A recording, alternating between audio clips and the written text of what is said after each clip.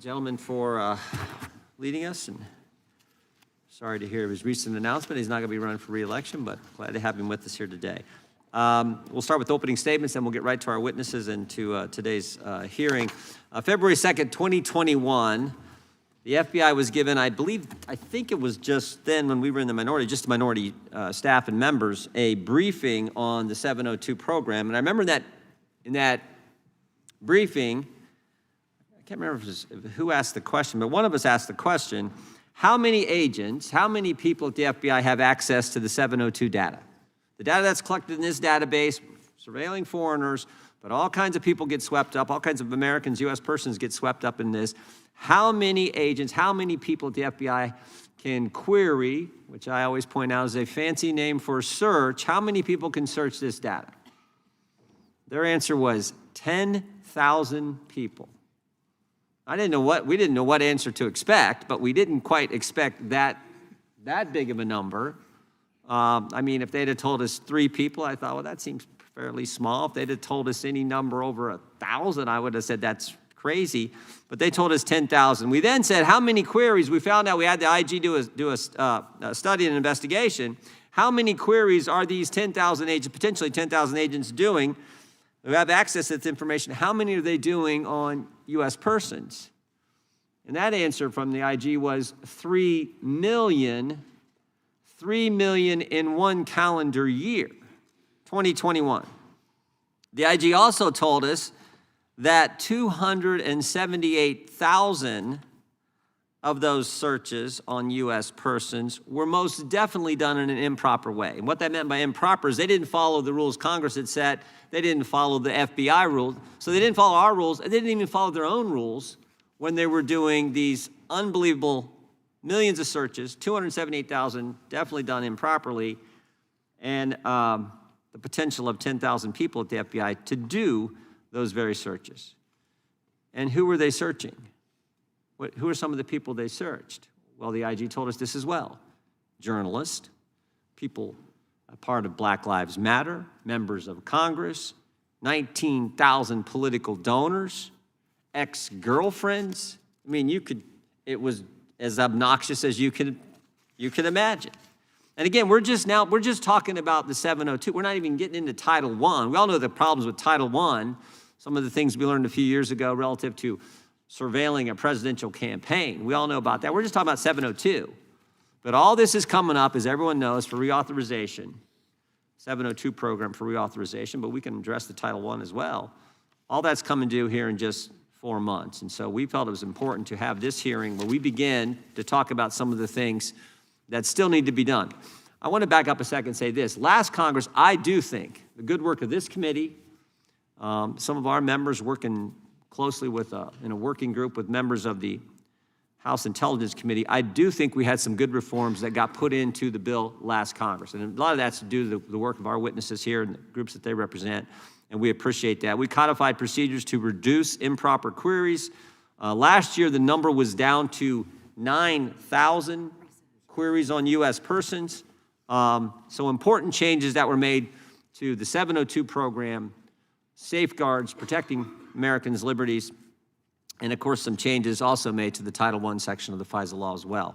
I know our ranking member knows this. I know every member of this committee knows this. We're the Judiciary Committee where we're supposed to be focused on protecting the Constitution, the Bill of Rights, and the liberties that we enjoy as Americans. We think it's important as we move forward that we do just that. And part of that is if you're going to search this database and you're going to search using an American's name, phone number, email address, we believe you should go to a separate and equal branch of government and get a warrant to do so. We think that's fundamental. Everyone knows that last Congress we were close to making that happen. Close as you can get without making it there across 212 to 212. I'll never forget that vote. But we want to hopefully get that included in the reforms that we put together as we move forward over this next 4 months. But to start that effort, we've got some great witnesses here who we'll look forward to hearing. But I want to yield back now and let the ranking member have his opening statement, and then we'll get right to our great panel. With that, I yield to the gentleman from Maryland. Thank you very much, Mr. Chairman, and thanks to our witnesses for joining us today.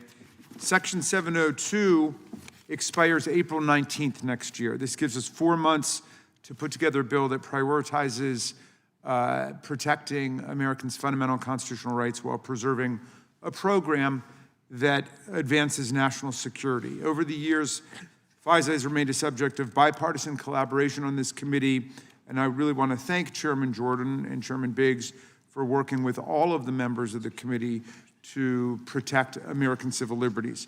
When Congress reauthorized Section 702 last Congress, we gave the executive branch 2 years to show that it could protect civil liberties without the need for greater judicial oversight. We said that we would rely on the FBI's promise that the modest changes, like requiring approvals for U.S. person queries in the Reforming Intelligence and Securing America Act, or RISA, would be enough to prevent greater violations of civil liberties. And we promised in turn that we would keep a close eye on how surveillance authorities are used during that time. This 2-year experiment's nearly complete now, and the results are alarming. We have witnessed an attack on the FBI's internal guardrails against abuse of Section 702 authorities, and an unprecedented increase in government surveillance, and an alarming coziness between the government and big tech, all of which puts Americans' data and civil liberties in jeopardy. We must strengthen federal law to protect American privacy and liberty, and Congress can start with FISA Section 702. As everybody in the room knows, 702 was never meant to apply to American citizens. Under the law, the government can only collect communications from targets who meet 2 criteria. 1, they've got to be non-U.S. persons, and 2, they've got to be located overseas. Americans and people on U.S. soil are protected by the Fourth Amendment that prohibits unreasonable searches and seizures, guarantees the warrant requirement, and if law enforcement wants to look at American citizens' emails, they've got to get a warrant to do it. Despite all these protections, because Section 702 enables the intelligence community to ingest an incredible amount of data, American citizens' communications are often swept up in 702 collection. When that happens, those records end up in the FBI's massive database, and under current law, the FBI can search that database for U.S. person identifiers like Americans' names and street addresses for evidence of potential crimes or threats to national security. And as the chairman says, 10,000 people have access to that. Administrations of both parties have repeatedly abused this trove of U.S. person data. Recent audits showed that FBI has searched the 702 database for candidates for federal office, Black Lives Matter protesters, and federal contractors, among other Americans who ought to be protected. 2 years since we enacted RISA, however you might have felt about the modest changes in that bill, the landscape has changed. For years, the leaders of this committee have warned of how executive branch surveillance powers could be abused by administrations that don't show sufficient care for the protection of civil liberties, and who use cutting-edge technology to spy on Americans, and who ignore basic principles of due process and constitutional freedom to achieve their own ends. In 2025, we know that we were right to worry. Here's just one example. I've been concerned for years about the U.S. government purchasing and compiling data about our own people. That problem has been compounded in this administration, which is actively building profiles on American citizens by combining data traditionally siloed in separate agencies, your tax returns, your health records, any interactions with police, with information purchased from tech companies. The administration is breaking down the very few guardrails that still exist on protecting our privacy, enabling the executive branch to track the movements of dissenters and supporters alike. So we have a lot to be concerned about at this point. I'm glad we're proceeding in a bipartisan way for the legislative defense of essential constitutional civil liberties. I look forward to hearing from all of our witnesses today on how we can properly protect American civil freedom in this perilous era. And I yield back to you, Mr. Chairman, the balance of my time. I thank the gentleman for his statement. Without objection, all of the opening statements will be included in the record. We'll introduce today's witnesses. Mr. Brett Tolman is the Executive Director of Right on Crime, a nonprofit organization that advocates on criminal justice issues. He's testified here many times, previously served as the U.S. Attorney for the District of Utah, and is the Chief Counsel for the Crime and Terrorism for the Senate Judiciary Committee. Mr. Gene Sher is the General Counsel for the Project for Privacy and Surveillance Accountability, a nonprofit organization that advocates for greater protections for privacy, civil liberties, and government surveillance programs. He is also the managing partner of Sher and Jaffe LLP, where he focuses on civil appellate matters. Mr. James Chernowski is the head of emerging technology policy at the Consumer Choice Center. He previously was a senior policy analyst at Americans for Prosperity. His research focuses on the issues surrounding technology and innovation. And Ms. Elizabeth Guitein is the senior director of the Brennan Center's Liberty and National Security Program. She previously served as Senate staffer with the Department of Justice. Her work focuses on presidential emergency powers, government surveillance, and government secrecy. I know many of you have been here before, and we appreciate the work you've done for our country and for you being with us today. We welcome all of you, and we will begin by swearing you in. Would you please stand and raise your right hand?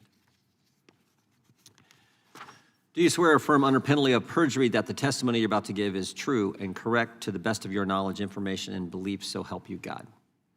Let the record reflect that all witnesses have answered in the affirmative. Thank you. You can be seated, of course. And please know, you've been through this before, that your written testimony will be entered into the record in its entirety.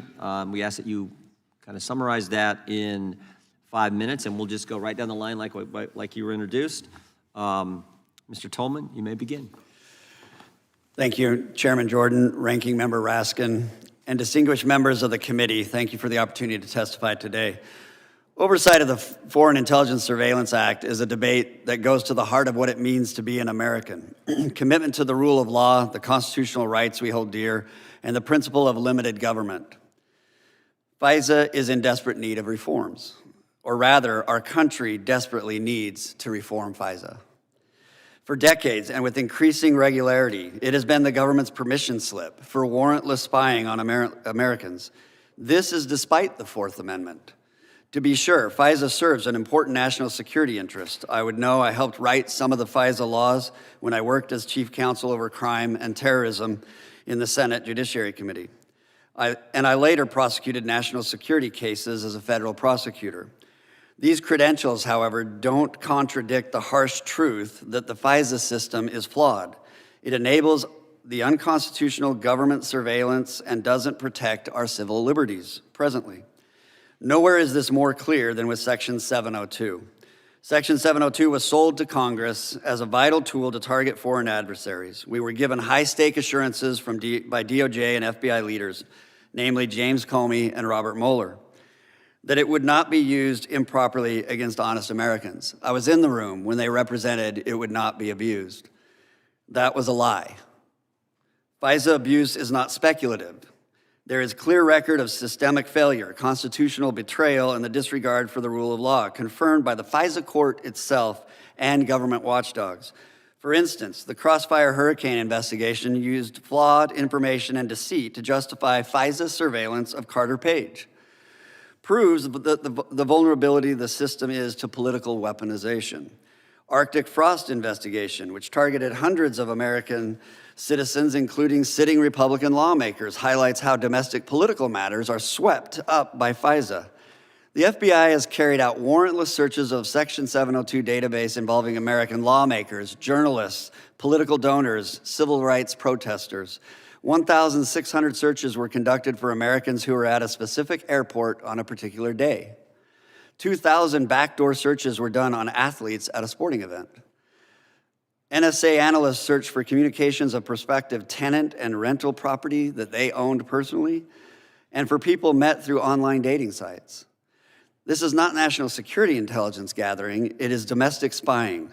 With FISA set for reauthorization in April, Congress faces an important question. Will we limit government or will we license its continued Fourth Amendment violations? Internal policy changes by the offending agencies are not enough. FISA must be rebuilt and reformed. Section 702, for example, it is necessary that Congress rewrites the government. It is necessary that the Congress requires the government to obtain a probable cause warrant if a search is done on a U.S. citizen in a domestic investigation. If this warrant requirement had been in place, the vast domestic surveillance of Americans under Arctic frost, for example, would have required judicial review and likely would not have occurred. Section 704 which lets the government surveil Americans abroad believed to be a foreign asset, would benefit from heightened judicial review, such as declassified and released court opinions and the use of third-party experts who can review Section 704 applications. Section 705B can easily bypass the requirement for comprehensive judicial review, allowing the government to move to a more intrusive form of surveillance with less scrutiny than a new probable cause application would require. Reforms should center on the consistent probable cause decisions. Lastly, FISA courts need structural reforms, such as penalties for omissions or misrepresentations like those used to target Carter Page. The FISC should also incorporate third-party advocates to balance the weighted government proceeding and declassified FISC rulings. In conclusion, Congress must not be complicit in facilitating a surveillance state. It must either mandate reforms or allow authorities like Section 702 to expire. I applaud this committee and its leadership for its thoughtful review, and I stand ready to work with you to craft reforms that are conservative in principle, effective in practice, and constitutional in design. Thank you, Mr. Chairman. Thank you. Mr. Sher, you're recognized for 5 minutes. Well, thank you, Chairman Jordan and Ranking Member Raskin and members of the committee. Thank you for the opportunity to testify at this hearing, which is particularly timely as we prepare to celebrate the Declaration of Independence next year. In considering the reauthorization of FISA Section 702, which my organization supports, the overriding question faced by this body is the extent to which it will allow the intelligence community to continue engaging in warrantless surveillance of Americans and without, as the Declaration put it, the consent of the governed through its representatives in this body or otherwise. And as you know, absent consent or truly exigent circumstances, the Fourth Amendment generally condemns warrantless searches. And while last year's reauthorization was in many respects a good first step toward needed reform, at least 4 important issues remain unresolved. Number one, Section 702 still allows the government to search Americans' communications without a warrant through so-called backdoor searches. Number two, federal agencies routinely purchase and review our geolocation, internet search history, and other sensitive personal information from data brokers, all without a warrant and without allowing providers even to inform us of those searches. 3, a newly expanded definition of electronic communication service provider under last year's reauthorization allows the NSA to force countless small businesses and other organizations to assist in warrantless surveillance. It even includes houses of worship, thus ensuring that even atheists will now have to agree that someone is listening when we pray. There's still no provision, number 4, there's still no provision requiring the FISA court to include amici, experts who represent the privacy interests of all Americans, in Title I surveillance proceedings involving members of Congress, political campaigns, and other sensitive targets. So how then should Congress approach the upcoming reauthorization? First, we believe Congress should institute a warrant requirement with appropriate exceptions before the FBI or other agencies can search and review Americans' communications collected under 702.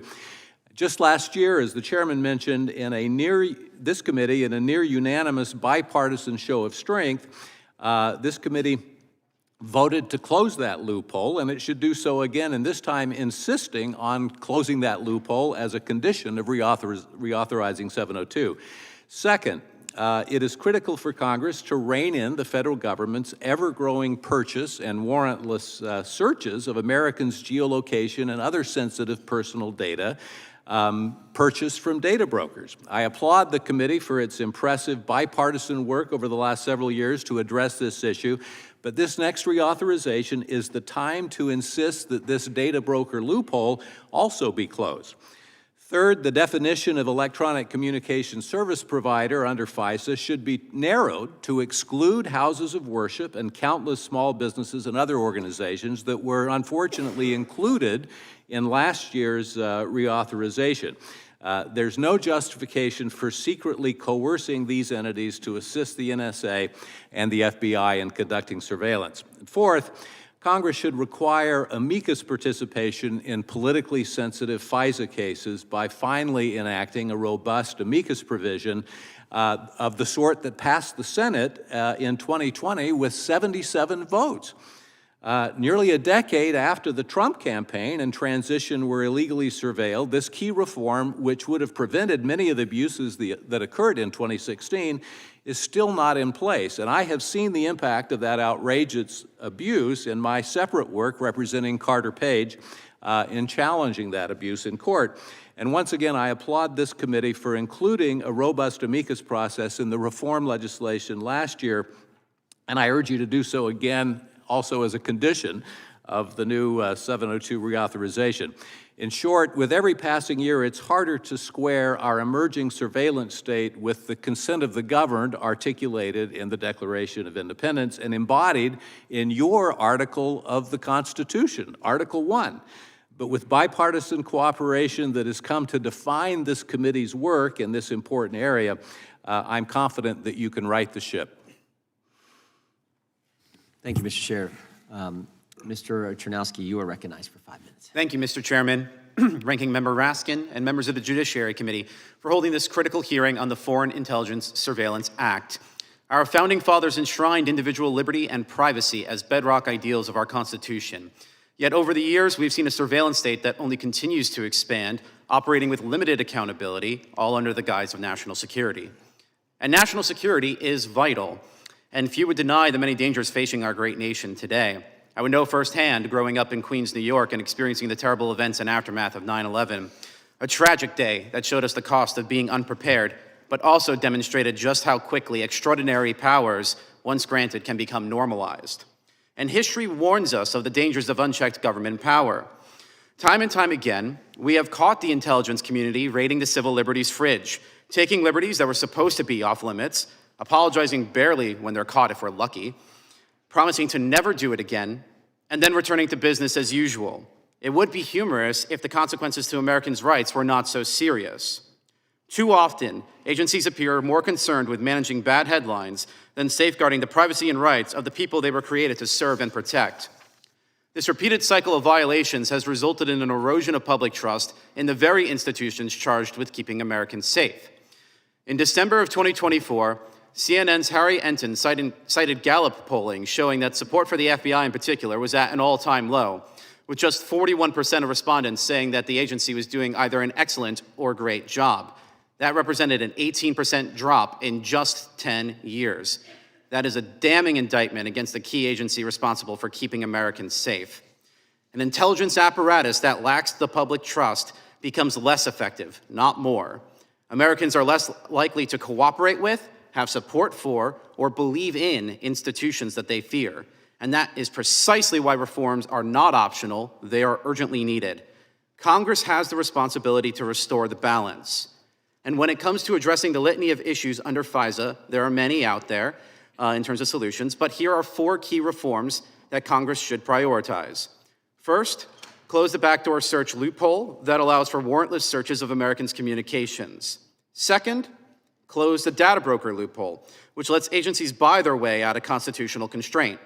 Third, strengthen third-party oversight at the FISA court, improving due process and casting sunlight on decisions too often made in darkness and secrecy.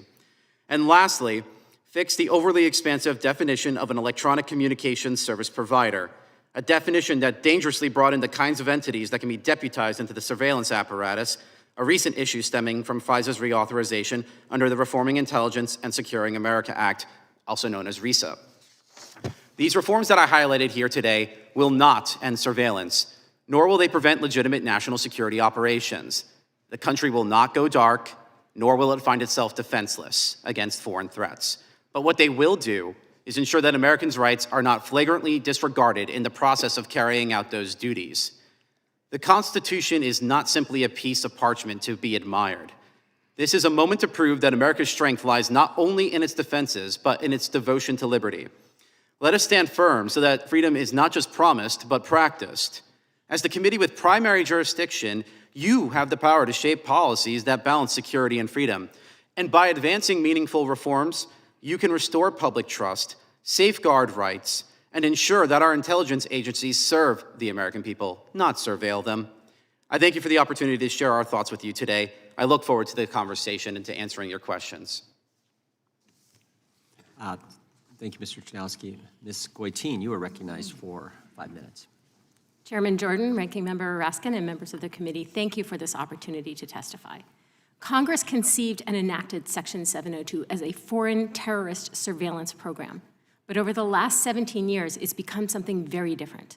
Today, Section 702 is a rich source of warrantless access to Americans' communications. It is long past time for Congress to put an end to this betrayal of Americans' trust.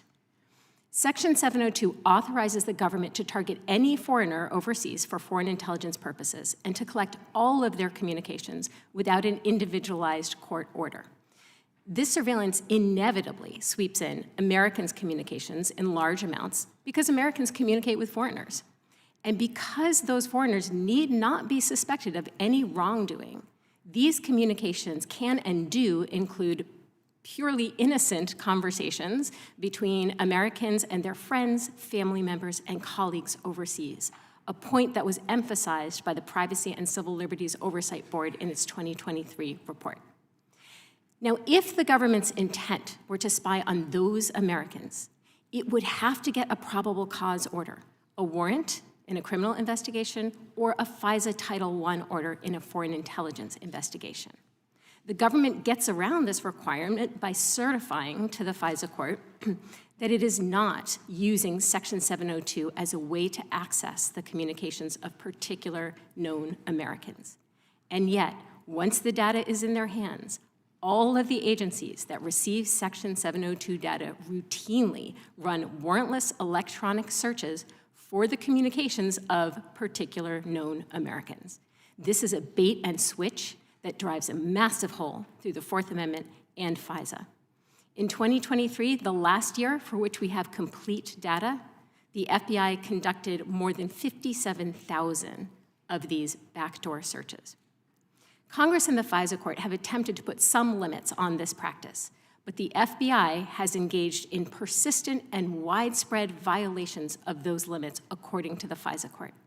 Those violations have included searches for the communications of members of Congress and congressional staffers, protesters from across the political spectrum, multiple U.S. government officials, journalists, and political commentators, and more than 19,000 donors to a congressional campaign.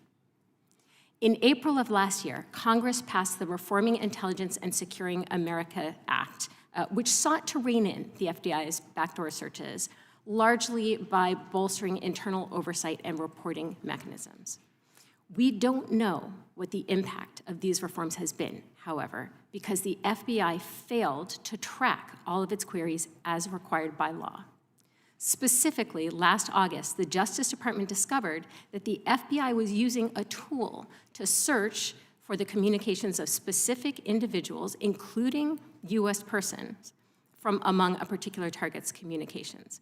The FBI did not count these as queries, and so it didn't follow any of the procedures required by law, such as obtaining attorney approval or providing a written justification for U.S. person queries. The government told the FISA court that it lacked the information to determine whether there was a sufficient legal basis for these queries. As a result, we have no idea how many queries the FBI conducted in 2024. The number that appears in the annual statistical report is 5,518. That's the number of known queries, the queries that the FBI actually counted. The total number of queries remains unknown, as does the FBI's compliance rate. This is important information, and Congress should have it before it reauthorizes Section 702. But let me be clear, even if the FBI conducted only 5,000 warrantless searches for Americans' emails, text messages, and phone calls last year, that would be 5,000 too many. Warrantless access to Americans' private communications is an invitation to government overreach and abuse under any administration. All of the internal oversight in the world cannot substitute for the balance that the framers struck in the Fourth Amendment. As Justice Roberts said in a 2014 case about the privacy of our cell phones, the founders did not fight a revolution to gain the right to government agency protocols. Congress must do now what it should have done years ago: require the government to get a warrant or a FISA Title I order before accessing Americans' communications obtained under Section 702. Thank you, and I look forward to your questions. Thank you, Ms. Guitein. All of you, well done. Without objection, the following documents will be included in the record: a letter from the Reform Government Surveillance about the need to reform the Foreign Intelligence Surveillance Act, a letter from a coalition of 25 organizations about the need to reform Foreign Intelligence Surveillance Act, and a statement for the record on the topic of today's hearing from the Electronic Frontier Foundation. We will start with the gentlelady from Florida, who was part of our working group last year on this issue. The gentlelady, Ms. Lee, is recognized from Florida. Thank you, Mr. Chairman, for holding this hearing, and to our witnesses for appearing with us here this morning. Last Congress, I was proud to sponsor the Reforming Intelligence and Securing America Act, or RISA, which was signed into law. RISA included sweeping reforms designed to bring meaningful changes to surveillance operations and prevent the past abuses of FISA from occurring again. As Section 702 is now up for reauthorization, I'm committed to working with this committee to pass a bill that equips our intelligence community with the tools that they need to protect our national security against threats while continuing to protect the civil liberties of Americans. There are two facts that should be evident from today's hearing. First, serious failures occurred under prior FISA and Section 702 authorities, particularly in the FBI's queries of U.S. person data. Second, Congress acted, reforms were imposed, and those reforms are now demonstrably working. The Department of Justice Inspector General has now completed the statutorily required post-reform review under RISA. That report confirms that the FBI did, for years, run non-compliant U.S. person queries, that the Foreign Intelligence Surveillance Court found those practices inconsistent with both statutory law and the Constitution, and that this problem persisted well into the 2020s. Those facts are gravely serious, demanded correction, and did not resolve themselves. But the IG also found that reforms from RISA have been implemented, including mandatory pre-approval by supervisors or attorneys for U.S. person queries, mandatory DOJ audits of every one of those queries, written factual justifications, escalating discipline for negligent, reckless, and intentional violations, and many others. Most importantly, the data now shows a dramatic reduction in non-compliant queries. The IG found that widespread non-compliant querying no longer appears to be occurring, and that the remaining errors are overwhelmingly administrative, typographical, as opposed to structural or abusive. None of this means that oversight is finished. The IG explicitly noted that its post-reform review covers only 1 year, and that continued monitoring is essential. Today, we must continue to assess what further action is needed while recognizing the purpose of FISA, the FISC, and 702. Holding the FBI accountable does not mean stripping the FBI of targeted vital tools that are needed to protect the American people. We did not respond to the past failures by abandoning national security. We responded by tightening the law, raising the standards, hardwiring accountability, and making violations visible and punishable. And that is what we must do again. Mr. Sher, as you know, RISA now requires the FBI to obtain supervisory or legal approval before conducting U.S. person query of Section 702 acquired information, except when there's a reasonable belief that the query could help mitigate or prevent threat to life or serious bodily harm. Why was that additional layer of oversight important?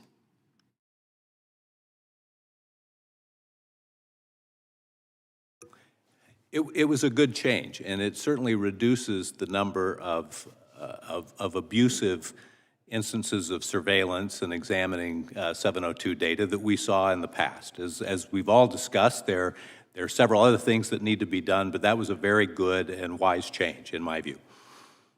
And to what extent has the increased auditing and mandatory reporting, in your perspective, changed personnel behavior? Are there measurable improvements with this compliance? And tell us specifically what additional requirements you believe we need to impose. Well, there do appear to be improvements. However, as Ms. Guitein mentioned, Because the FBI has apparently changed what it considers to be a query, it's not entirely clear the extent to which the number of queries has actually been reduced. And in terms of additional reforms, I would just reiterate the four that I mentioned in my testimony: closing the data broker loophole entirely. Especially if the number of queries is relatively small, there's no longer any argument that it would be a huge administrative burden to get a warrant before the database is searched on Americans, right? And that's something that prosecutors do all the time. They have well-established mechanisms whereby they go to a magistrate. In this case, it would be the FISC, but they send them an email. They outline why they think a warrant is warranted, and they typically get a warrant very quickly in response. It's not a huge burden of the sort that would be suggested if you looked at the Carter Page warrant applications, for example. The Carter Page warrant applications were very extensive, but they are not typical of warrant applications in general. Typically, getting a warrant is a very simple and quick process when a prosecutor has a good reason for getting it. Thank you, Mr. Chairman. I yield back. The lady yields back. Gentleman from Maryland is recognized. Thank you, Mr. Chairman. Thanks to all the witnesses for your testimony. Ms. Guitein, let me start with you. Lord Acton famously said that power corrupts, absolute power corrupts absolutely. There was a Supreme Court decision called Smith versus Maryland 50 years ago about the pen register, where Marshall and Brennan said that unregulated government monitoring of people's private communications is most fearful for people who have nothing to hide, people who've not done anything illicit. And I wonder if you would maybe reflect for a moment on those two thoughts and the policy choice that confronts us today. Yeah, absolutely. I think that's true. There is a sense, and we hear it sometimes from those who actually oppose getting a warrant requirement, that if people haven't done anything wrong, then they shouldn't have any need for the protection of a warrant. By this view, warrants protect the guilty, not the innocent. That makes no sense, right? I mean, warrants are there to make sure that people who are in fact innocent are not subject to these searches, and that the government has to have probable cause that someone has engaged in wrongdoing in order to access their private communications. There are all kinds of ways that access to private communications can be used against a person, even if they show no evidence of crime. And we see this in countries that don't have Fourth Amendment protections or the constitutional protections we have in this country. One of the primary features of authoritarian regimes is that people are tracked. And that their communications are monitored, and this is used to keep them in line and prevent political dissent. That is not America. That should not be America. And the Fourth Amendment is an absolutely critical safeguard against that kind of overreach. I'm troubled by the government's contracts with Palantir to create software that allows the government to assemble and combine previously siloed information in particular departments with data purchased from data brokers. Could you explain to the committee how purchased data can be used to compile comprehensive profiles of American citizens? Sure. The word silo sounds very negative, but in fact, there's a good reason why data that is collected for certain purposes isn't necessarily widely shared. Often, if there's a major privacy intrusion involved in collecting the data, what justifies that privacy intrusion is the specific use to which the data is being put. That same balance of factors doesn't apply in every situation, and so it doesn't make sense to distribute the data more widely where the privacy intrusion is greater and the justification might be lesser. So you have different parts of the government that are obtaining very sensitive data, often from data brokers. This is often data that is so sensitive that it would need a warrant or a subpoena or a court order to acquire if the government wasn't able to purchase it from a data broker. And this sensitive information may be used initially for very specific purposes. If they are all these pieces of data are shared across the government and put together, it is possible, it could be possible to build dossiers on Americans that would give a startlingly complete picture of their private lives, their associations, their habits, their beliefs. This is information that our government in a free society should not have access to unless There is a specific justification for a specific purpose. And that's what the warrant requirement is all about. Exactly. So, like a lot of members of this committee on both sides of the aisle, I'm a former prosecutor. And perhaps, Mr. Tolman, you could address this, because you were the U.S. Attorney in Utah, as I understand it. When I first heard about this stuff, I confess that my reaction was, well, prosecutors oftentimes come into possession of information without a search warrant. For example, the Kimmel search, a search incident to arrest, will produce evidence of another crime. The Belton search with automobile stops, in some sense, that becomes the bread and butter of what a lot of prosecutors do. And so I thought to myself, well, if this information just accidentally, inadvertently comes into the possession of the government, then what's the big deal of letting the government use it? And I wonder why, as a former prosecutor, you would say this really is a completely different matter, and that's comparing apples and oranges. Yeah, I appreciate the question, because I think we think of it wrong when we assess the use of extraordinary tools to gather intelligence in this country. We're not looking at it through the criminal justice system lens. We're looking at it through national security. And there's the mentality of national security review is that the Fourth Amendment does not apply. So once you cross that line, you no longer are concerned about whether or not you're following certain constitutional protections.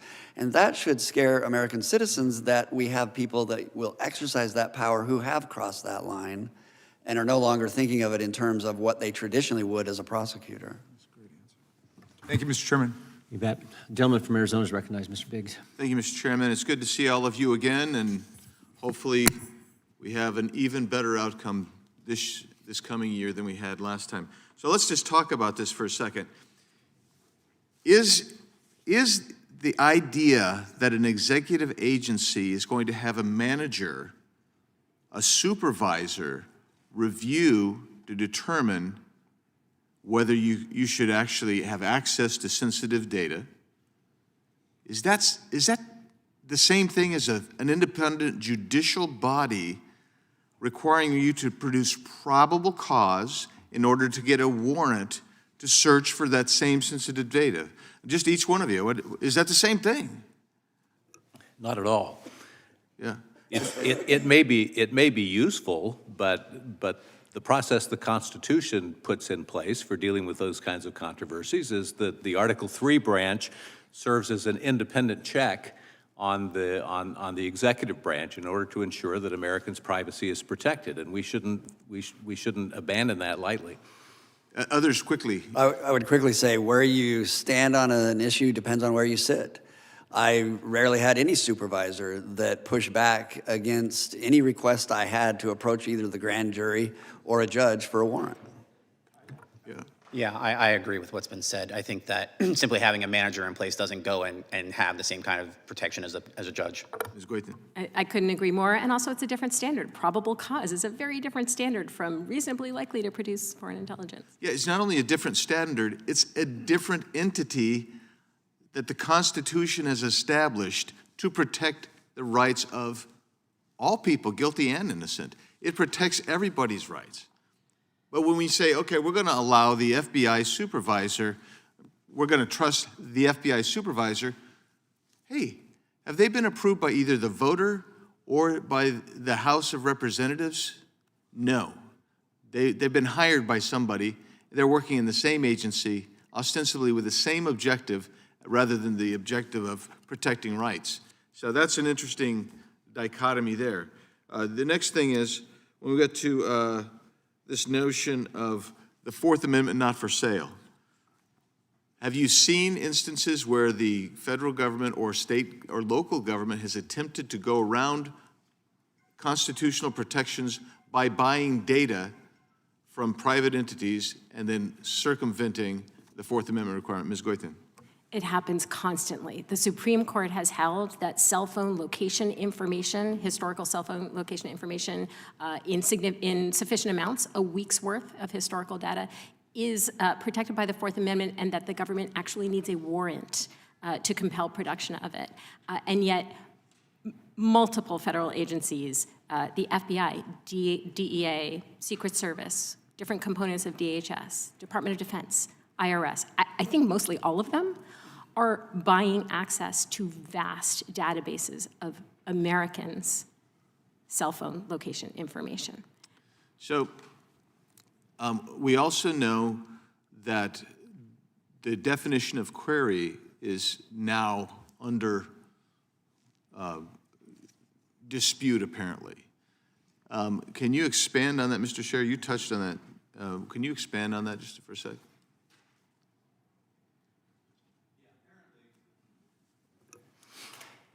Apparently, what the FBI did recently is they started treating a mechanism by which they sort data in the database, which of course requires them to look at the names and identifying information about specific people, but apparently they have some kind of a sorting process that they go through in looking at the data, and they don't count the sorting as a query.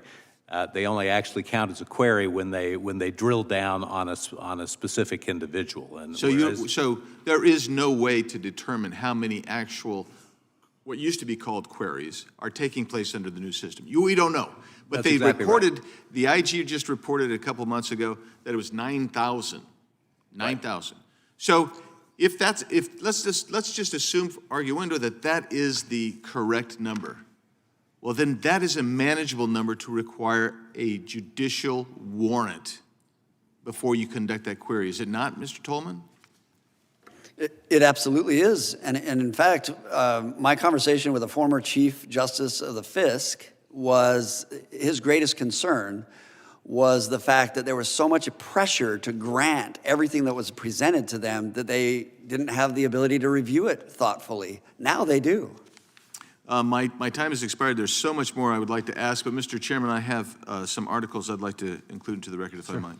Sure. This is a truth from April 10th, 2024, from President Trump saying, "Kill FISA. It was illegally used against me and many others. They spied on my campaign." This one is entitled, "Warrantless FISA searches are unconstitutional," judge says in landmark ruling. Objection. Government surveillance erodes trust between citizens and government. Without objection. More than 30 bipartisan organizations urge Congress against reauthorizing spy powers in the spending bill. Without objection. And one entitled Curbing the Power of Surveillance States, Section 702 Reform. And Without objection. thank you, Mr. Chairman. Yeah, I would just add, before recognizing the gentleman from California, to the gentleman's first point, not only is permission from a manager, supervisor in an agency different than probable cause, they didn't even follow the rules they'd set up within the agency with the manager, so that they didn't even follow those rules. That is why we need the tried and true standard. The gentlelady from California is recognized. Thank you, Mr. Chairman. As I listened to the witnesses, I was thinking back, it was, I think, a little more than 10 years ago that Mr. Massie and I offered an amendment with the help of then Congressman Justin Amash that would have prevented all of this. It did pass the House and never went into effect. And we have been, over the years, striving to do this. And somehow, no matter which party is in the majority, the Intelligence Committee always manages to thwart our efforts for reform. And I am hoping that that could change this year. We certainly failed last year in fixing the core problems. We have a chance to change this, and in fact, I'm working to reintroduce an updated bipartisan, bicameral Government Surveillance Reform Act, which will finally require warrants to read America's messages, ban dragnet surveillance, stop the government from buying personal data, and I'm hoping that many on this committee will join in that effort as we have in the past. This is one of those issues where we do work together on a bipartisan basis, and I'm hoping that we can finally succeed this time. You know, the FISA court itself has called out the FBI for repeated unlawful searches, snooping on political donors, journalists, members of Congress, even protesters. And I think it's past time for us to fix this. If the government wants to read an American's email or text caught up in foreign surveillance, they should need a warrant. The FISA court found that the FBI misused the loophole hundreds of thousands of times. The NSA can resume collecting communications that merely mention a foreign target. That's permitted by law. They can still buy private data like location, web browsing messages. And we're seeing, as we've mentioned, a growing trend of federal agencies, including defense and intelligence, contracting with companies like Palantir to compile data. So I'm hopeful that we can move forward, but I have a couple of quick questions. Ms. Guitein, there is an expanded scope of who counts as an electronic communication service provider. You referenced that in your testimony.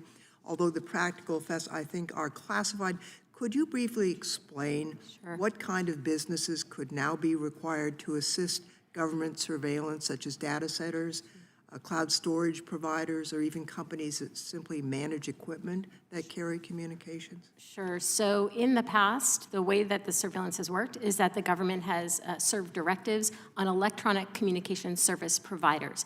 We're talking about Verizon and Google, companies that actually have direct access to our communications because they facilitate our communications. That's the service that they provide. And they would turn over the communications of targets. There was a FISA court opinion a few years ago, which found that data centers for cloud computing, at least it was reported that that was the type of provider at issue, did not qualify under that definition. The Biden administration wanted to make sure that they were included, but they didn't want to reveal that that was the type of provider at issue because that information was and remains classified. And so they deliberately solicited an overbroad amendment, one that was written in vague and very broad terms so that no one could figure out what kind of provider it was. And so what it now allows is the government can compel the assistance of any provider of any service as long as that provider has access to equipment on which communications are routed or stored. Well, pretty much every American business and a lot of organizations provide some kind of service, and they all have access to communications equipment. That's a phone or a computer. Yep. So, and there are some exceptions, hotels, restaurants, libraries, but the vast majority of ordinary businesses that Americans frequent, and for example, the commercial landlords of the buildings where tens of millions of Americans go to work every day, can be forced to assist the government with surveillance. And this part is really important because these businesses don't have the ability that Verizon or Google have to isolate and turn over specific communications. They may have to give NSA personnel direct access to their communications equipment. And all the communications that run through that equipment, including purely domestic communications. And then the NSA will basically be on the honor system to extract the communications of foreign targets. Thank you. Mr. Chairman, I just note that we also need to pass the privacy bill that Congresswoman Eshoo and I introduced a while ago, and I'm reintroducing because we need to get it at FISA, but we also need to get it at the source so that people cannot sell our private data. And with that, I yield back. I think the gentlelady, the gentleman from California is recognized. Thank you. Briefly, does anyone on this panel believe that Senator Blackburn, Senator Graham, Senator Hagerty, Senator Hawley, Senator Johnson, Senator Lewis, Senator Sullivan, Senator Tupperville, or Congressman Mike Kelly are a risk to national security or would be reasonably believed to be a risk or should have been surveilled under a program targeting them? Seeing none, I will move on. They're my friends. They were targeted because they were Republicans. That is unforgivable, and the FBI cannot expect anything other than a consent decree and criminal punishment if they ever do it again. Anything less, and I'll go to Mr. Tolman, if you were prosecuting a case, would you accept anything less from somebody who committed that crime, assuming you're not locking him up for years for doing it in the beginning? No, absolutely not. But our history shows, for example, in the attorney Kevin Kleinsmith, that he was prosecuted for his misrepresentation to the fisc, but received no jail time. So is there meaningful deterrence? And presently there is not. Well, it is true that no one is above the law, but there's a caveat, unless you are the law. And unfortunately, the FBI and the Department of Justice are the law. And although I trust the current inhabitants, I trusted the Bush people, and I was wrong. I trusted each of the successors, and I was wrong. Let me just go through a couple of things sort of to put it in perspective, maybe for the record, and maybe for people who are truly lay people. If I wanted to find out if you were growing pot illegally in your house, and I flew over with a heat sensor and then determined that you had hot spots and then raided your house without a warrant, what would I be doing? Would that be okay? No, it would not be okay. And isn't it true that the Kylo decision by the court was right on that point? But in that, if I understand correctly, what they did is they said that the reason it was unacceptable versus, let's say, just flying over in an airplane and seeing plants growing in your backyard was because of the tools used, correct? Now, as we're talking about this data, is that kind of data available to Mr. Biggs or Mr. Jordan? So by definition, the first pillar of the Kylo decision, which is that the tools are not readily available to the public. This massive amounts of data and the ability to gather it, they wouldn't pay $100 million if it was available any other way, right? If they could just get it themselves. So they've met the first requirement. What is any second requirement that you can see that would allow them, having met the first requirement, that what they're getting is material, a tool, if you will, not available to the public? It's not ordinary eyesight. It's not just walking up and sniffing something at the door. If this tool is by definition special, then the use of the tool falls directly underneath this historic question of Fourth Amendment without anything else. Does anyone see a way that they can carve their way out of this?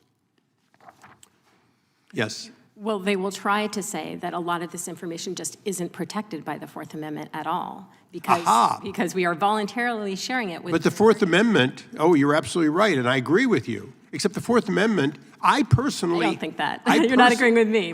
No, I agree with you that that's what they'll try to do. I personally have seen this tool that can pick up heat and water damage above your ceiling. My son has one. It's fabulous.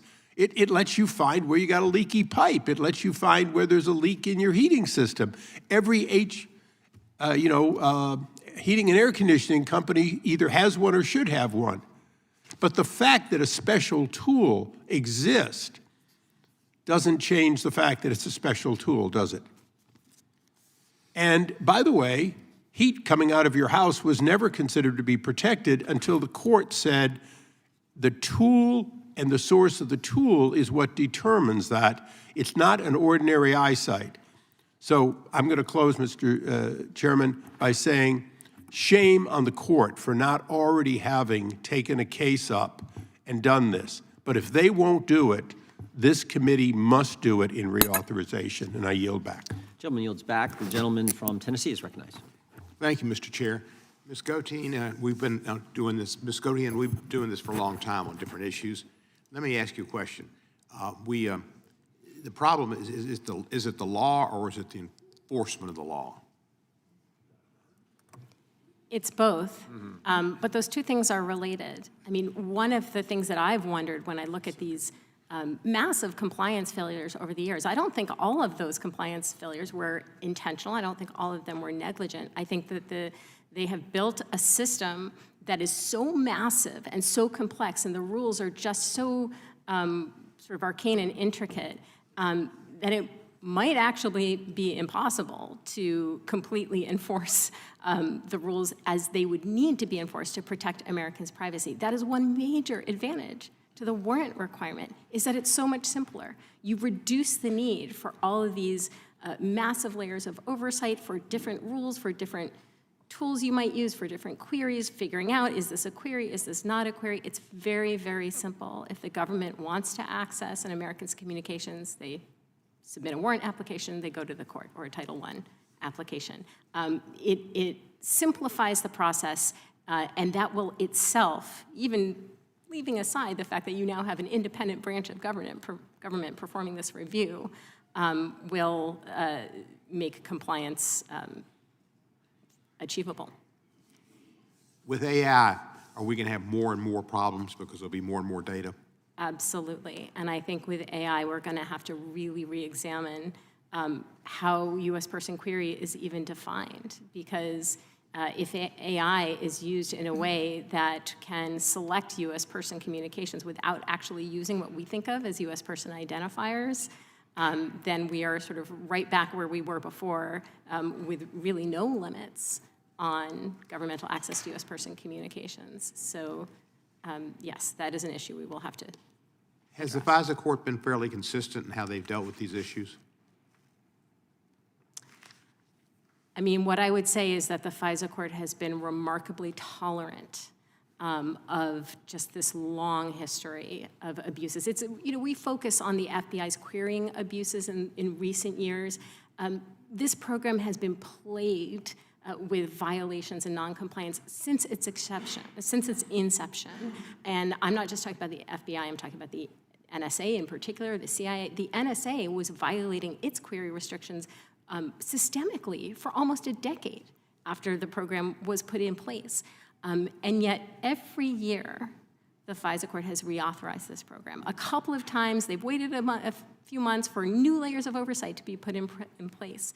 But to me, it's an example of fool me once, shame on you, fool me twice, shame on me, because it's been a 17-year pattern of violations, extensive, systemic violations, and yet the FISA court, you know, points out the violations, is upset about them, says they're unacceptable, and reauthorizes the program. Let me go to another issue, I guess. Mr. Issa, I asked you about those 7 or 8, 9 senators and reps, and whether anybody thought that they should be subject to any reviews. Well, as I understand it, the idea was not that they were because they were Republicans, it was because they had, Mr. Smith had reason to believe that, and a court agreed in issuing a warrant, that they had possible connections with the Trump White House and the overthrow of our government. Would that not give any of y'all the belief that they should have been queried or looked at their records or their phone calls? Ms. Guitein. Oh, I'm so sorry. I thought you were asking. Can you just repeat that? I was. Just the idea that Jack Smith got a warrant. Yeah. And apparently because he thought that these people might have some contact with the president and the committee to overthrow the government, Right. whatever it was. Right. So, I mean, I think what we're dealing with here is the fact that subpoenas for communications records are extremely easy to obtain. You actually don't have to show that the person in question is themselves involved in any sort of criminal activity. The standard is one of relevance. That's a very low standard. And I think when we're talking about communications metadata, which is incredibly revealing information, this is the information that the NSA was collecting in bulk on Let me just go, Americans. because my time's about to run out. I'm sorry. $1 million question. Yeah. Do you think those 9 people, because they had their metadata looked at, should get a $500,000 to $1 million simply by going to federal court like no Well, other I citizen? think if we're going to do that, then I think that should be open to everybody who's had their metadata acquired based on this very, very low standard. And that'll be a little tricky. Thank you. I yield back. Gentleman yields back. Mr. Tolman, are we all in the database? Every single person, every single American? Yes. Yeah, this database is huge, right? They're getting information on foreigners, but we're all getting swept up in this. So this is one giant, I call it the giant haystack of information, and you got 10,000 people at the FBI who can just, I'm going to search on Mr. Tolman, on Miss Guitein. I'm going to search on whoever I darn well want. And they've demonstrated that they can't police themselves. Whatever the agency is, whatever rules they have, they can't police themselves. So this is why Congress has to do it. And why not use the tried and true rule? That to me is like, this is how big this is. I want to go down through a couple things here that have been raised. First of all, to gentleman from Tennessee's questioned and getting people's toll records. I do have a concern with this because some of this was done for a long period of time. Mr. Smith went and got the toll records subpoenaed from the carriers, the toll records of the Speaker of the House of Representatives. And frankly, he waited until Mr. McCarthy became Speaker of the House to go get his toll records from 3 years prior. And the real concern I have with that is they did it for a 2-month time span. So to Ms. Guitein's statement, you can pattern someone's life. You can figure out all kinds of things. Because they knew who Mr. McCarthy called, who called him, when the call took place, how long it lasted, and if Kevin initiated the call, they knew where he was at when he did so. Well, Shazam, you can figure all kinds of things out. So that's the concern when they do this, and we need to, I think, frankly, look at that. That's why this committee passed the non-disclosure, the gag order. So that's the other thing. They get that information, and then they tell the judge, they go to the judge, tell the carrier, tell AT&T that they can't tell the customer that the government just got their phone logs for 2 months, can pattern their life and know all that stuff I just talked about. That's a concern. And so we've passed legislation out of this committee, we hope it passes the House here soon, which puts limits and restrictions on that, not just for members of Congress, of course, but again, to everyone. You think that's a good piece of legislation we passed, Mr. Tolman? I'll come to you. It's essential. Yeah, it's essential. Everyone agree with that? Yes. Yeah. Yes. So we got the Indio issue. Mr. Raskin and I were talking about these areas of concern with privacy. We have the third-party data, purchasing data. This what we call the Fourth Amendment's not for sale, because if you can buy stuff that would otherwise require a warrant, you shouldn't be able to do that. So we got to do some work on that issue. Then there's the fundamental question we're asking for FISA 702. Go get a warrant before you get the ability to search people's. And then there's this compilation of data. And so I'm just interested, any thoughts you have on, should we're trying to strategize, the ranking member and I and the committee, how much do we try to put in 702? Do we do separate legislation? We're trying to figure that out too. But I'm just curious, any thoughts that you would have? Maybe we'll just go down the line. So let's start with the Democrat, or Ms. Guitein, and then we'll move across. Yeah, I think you really can't address Section 702 in isolation because Section 702 is part of a vast ecosystem of often overlapping surveillance authorities. And if you cut off one avenue of surveillance, the government might be able to turn to another or to exploit gaps in this network of laws to conduct surveillance without any statutory authorization. You think we should try it all together? Well, it's not that. Frankly, there's a lot you could address, and we're not really talking about everything here. I think the 4 reforms that have been specified here today are certainly a good place to start, right? And that is a warrant or a Title I order for backdoor searches. That's closing the data broker loophole, fixing the electronic communication service provider definition, and shoring up the role of amici in the FISA court. Thank you. I agree with Ms. Guitein that at least for the purposes of FISA that we want to focus on those 4 key reforms because I think that those are the most promising things that we can get addressed. And then for the other kinds of things that you're highlighting, there are other vehicles that we can go and explore in terms of pushing forward. And I would not limit yourselves to FISA reforms written narrowly. As you all are much more aware than we are, there are only limited windows when legislation can actually get passed by both chambers and signed by the president. And those don't come along all that often, and I think it's important to take advantage of them when they do. Thank you.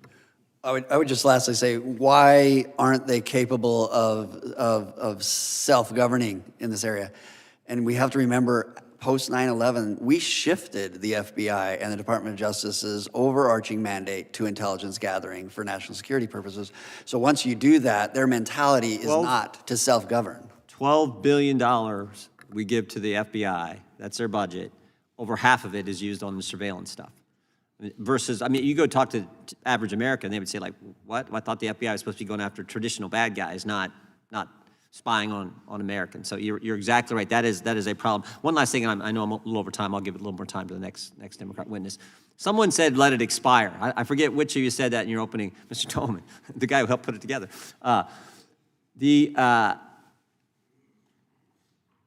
Well, give me your thoughts on that. Well, you know, without wisdom, and in my youth, I bought everything that was, you know, argued by the Department of Justice as to why they needed it. Then you see their incapability of actually governing themselves with such power. It would be like 215. We let that expire, and here we are still stopping national security threats. Yeah. We didn't think that was possible when 215 expired. Yep. Okay. All right. The gentleman from Georgia is recognized. Thank you, Mr. Chairman. I don't view this committee meeting as the most serious effort when it comes to FISA reform, because if it was, we would have someone from the intelligence community sitting on this panel to give that viewpoint. Now, it's clear that this committee also is not interested in protecting the security, the personal, private security, and the data of American citizens. And that's because it was complicit when this president set up DOGE, the Department of Government Efficiency, and put it in the hands of Elon Musk, and then unleashed Elon Musk to collect the private data of citizens through capturing the data of the Social Security Administration, the Treasury Department, the Office of Personnel Management, Health and Human Services, the VA, the Consumer Financial Protection Bureau, the Department of Commerce, the Department of Education, the Department of Energy, the Department of Labor, the Department of Transportation, and others, collecting this data. And the goal was to create a single centralized government database. And this effort was unprecedented and unauthorized by Congress. And while it was happening, this committee, as it does today, stood silent and complicit and let it happen and is not concerned about it. I'm concerned about that data. I'm wondering, Ms. Guitein, if you are, as it relates to Section 702. I'm very concerned about what you're talking about. And in fact, I think I was speaking about it earlier when we were talking about sort of removing the quote unquote silos. I think that the access to data, private, sensitive data of Americans that is collected by the government on occasion for legitimate reasons, and then maybe sometimes for less legitimate reasons when the government is simply buying up massive databases, making that data widely available to anyone in government is a major privacy and civil liberties issue. And this committee has not been interested in that. Let me ask a question. The Fourth Amendment, which requires probable cause to conduct a search, also has exceptions to it, such as stop and frisk, such as evidence in plain view, such as search incident to a lawful arrest, such as exigent circumstances. Am I right? That's for people on the street, though, regular people, but people in the suites. Before I say that, I'll note that on February 20th of this year, Trump issued an executive order forbidding the federal government, the DOJ, the SEC, and others from applying or investigating the Foreign Corrupt Practices Act. And you all know that that's true. They're not enforcing that. And at this point, international crime perpetrated by American citizens, Trump in the lead with the acceptance of a $400 million jet. He just the other day accepted a peace prize from FIFA, and then the next day they announced that an indictment of FIFA is withdrawn, is being dismissed. Corruption, pay to play, is what's happening under this administration. Let me ask this question. Why shouldn't there be an exception to the warrant requirement in a situation where an FBI agent has a reasonable suspicion that a U.S. person should be queried because that FBI agent has evidence that that U.S. person is engaged in an international conspiracy to commit a mass murder of Americans, and that FBI agent wants to query the 702 database. Why shouldn't there be an exception to the warrant requirement that allows that FBI agent to do that? And by the way, I should say that the FBI under Kash Patel and the DOJ under Pam Bondi, I don't have any confidence that they would apply the law justly, that they would act in a legal fashion. I'm afraid of what they will do.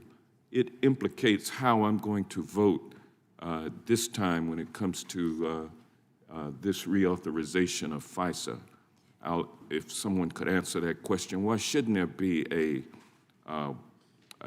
exception to the warrant requirement? Well, certainly if there was an immediate threat and a risk of life or safety, there would be an exception. That's for exigent circumstances. If not, if there's time for the FBI to use its usual investigative techniques, the ones that are less intrusive, that don't infringe on a reasonable expectation of privacy under the Fourth Amendment, they would have time. You said they have had evidence. Maybe they have enough evidence already to get a warrant. If not, they have other investigative techniques at their disposal that are less intrusive. Well, they're sure going to have a whole bunch more material to work with also after this Doge situation has unfolded. I'll yield back. Gentleman yields back. I would just point out that we had those exceptions in the language. In fact, I would think many of us thought we almost had too broad of an exception language in there for imminent threat, for a cybersecurity situation if the person gave permission. So we had that in the language. It was as we were being as generous as you could possibly be, I thought. So. Well, I tell you, I'm going to be looking at it through a different set of eyes now that this Trump administration is in place. Just, as long as you're a yes vote, we don't care how you get there. Let's not stand up here and act like Democrats are the need. I've not done Joe that. Biden is the I've not need. done that. Carter Page and all of that. Let's not stand up here and act like that's the reason why we need I would just to remind you, I have reform. not done that. And that's all that we have up here among these the one who's witnesses. Among the three been going Republican partisan, not witnesses me. are Carter Time of the Page gentleman has expired, aficionados. and we will recognize the gentleman from California for 5 minutes. Well, thank you, Mr. Chairman. First of all, I'm not sure the data provided by an individual to the government in, say, an application or a tax return shouldn't be reviewed by the government.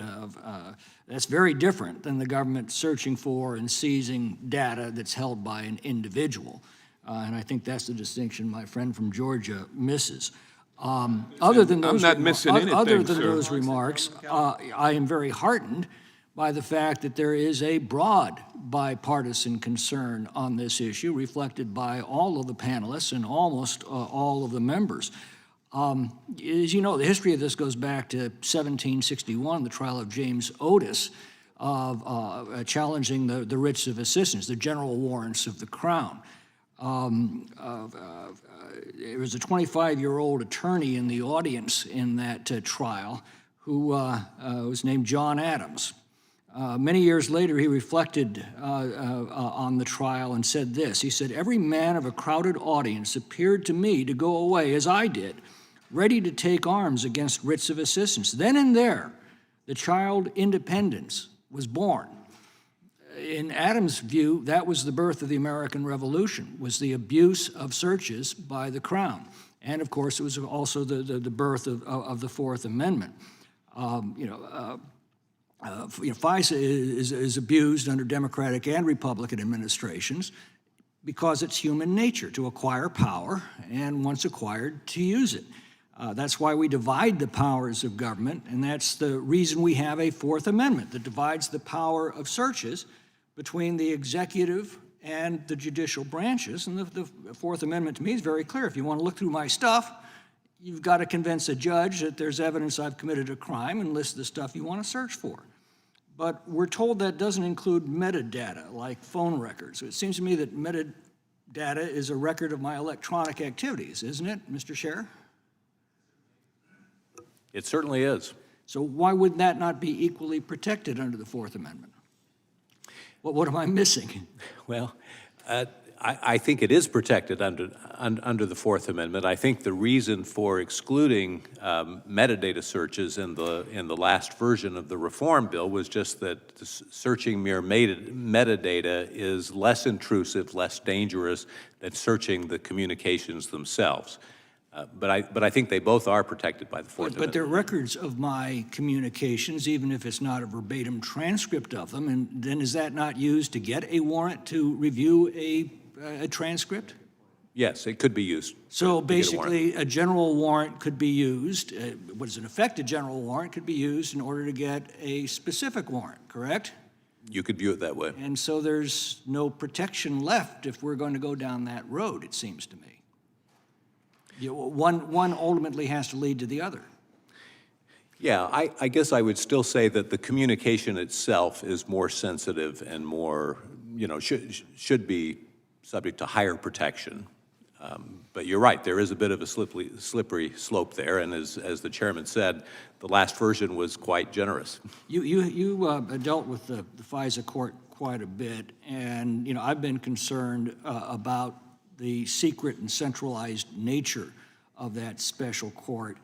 I remember looking at statistics from like 10 years ago, and there were like 34,000 warrants that had been requested by the government at that point. Only 11 had been rejected by the FISA court. Right. And of course, the approval of warrants of individuals like Carter Page were backed by false statements. Not only were those claims not seriously questioned to begin with, as they should have been, but when it came to light that the FBI had lied in its applications, I'm aware of very few disciplinary actions taken by the FISA court. There was one prosecution that ended with a slap on the wrist. What are we to make of this? Well, I think you've just made the case once again for adopting a robust amicus process in the FISC. Obviously, the individuals who are subject to, who are being investigated can't be told that they're being investigated, and so there's a need to have an independent privacy expert, somebody with a security clearance who can be present in especially sensitive FISA investigations. But before the FISC, we dispersed that responsibility across the entire court system, did we not? In order to get a warrant, you had to go to a district court judge. That's typically true in the FISA Title I context. Though of course you go to the FISA court. Right, but my question is, why don't we go back to the dispersed system where you at least have some decentralization of this awesome power? Well, there's an argument for that. I think what would be more important is to be sure that that in those decentralized proceedings, if they don't actually give notice to the person who's the subject of the investigation, that the amicus process should be included there as well. It may be more efficient to centralize it in FISC, though. Gentlelady from Washington is recognized. Thank you, Mr. Chairman. Thank you for holding this hearing, and thank you to the group of us on both sides of the aisle that have been very consistent on this and have taken on our own party in power. It does seem like it gets very difficult. People change their views based on who's in power, and so I appreciate the work we've done on a bipartisan basis to really protect the privacy of Americans and make sure that we're upholding our constitutional obligations. I want to go back to this question of queries, Ms. Guitein, because you talked about it quite a bit in your opening statement, and I think that these preliminary numbers are not really, we just have no idea what they really show. And so I want to talk a little bit more about why we need to approach that current number that's been given to us with caution, and also ask you, because this is a clear example of how the FBI just changed the rules and they're not complying. How do we make sure that whatever we write into law, it appears now we have to define query, but what ideas do you have for when we approach this again that we are actually ensuring compliance with our intent? Well, Congress did define query, and I have kind of racked my brain to try to figure out why somebody at the FBI decided that these were not queries. This was a system that allowed FBI agents to retrieve communications associated with a particular case file or facility, which is basically the communications of a particular target. Mm-hmm. But it also allowed them to to search for particular participants and pull up those participants' communications, and those could include US persons. So it was basically a way to run queries on a subset of Section 702 data, and the query could be for a US person's communications within that pool. It's hard for me to understand why they didn't consider this to be a query. One possibility is that there was a drop-down menu involved, and the definition includes the use of one or more terms to retrieve the unminimized content. So maybe if you're clicking on a US person's account rather than typing it in, maybe that's not being counted as a query. I don't know this for sure. I'm just trying to understand. One of the things that also puzzles me is that apparently the National Security Division just happened to find out about this in August of 2024, and the practice wasn't suspended until early 2025. Why did it take that long to look at the definition, look at what was happening? Well, that's right. And it seems to me, Mr. Chairman, that we might be able to do, some sort of our own inquiry into this right away and at least get the correct numbers and make sure that we are operating with full data.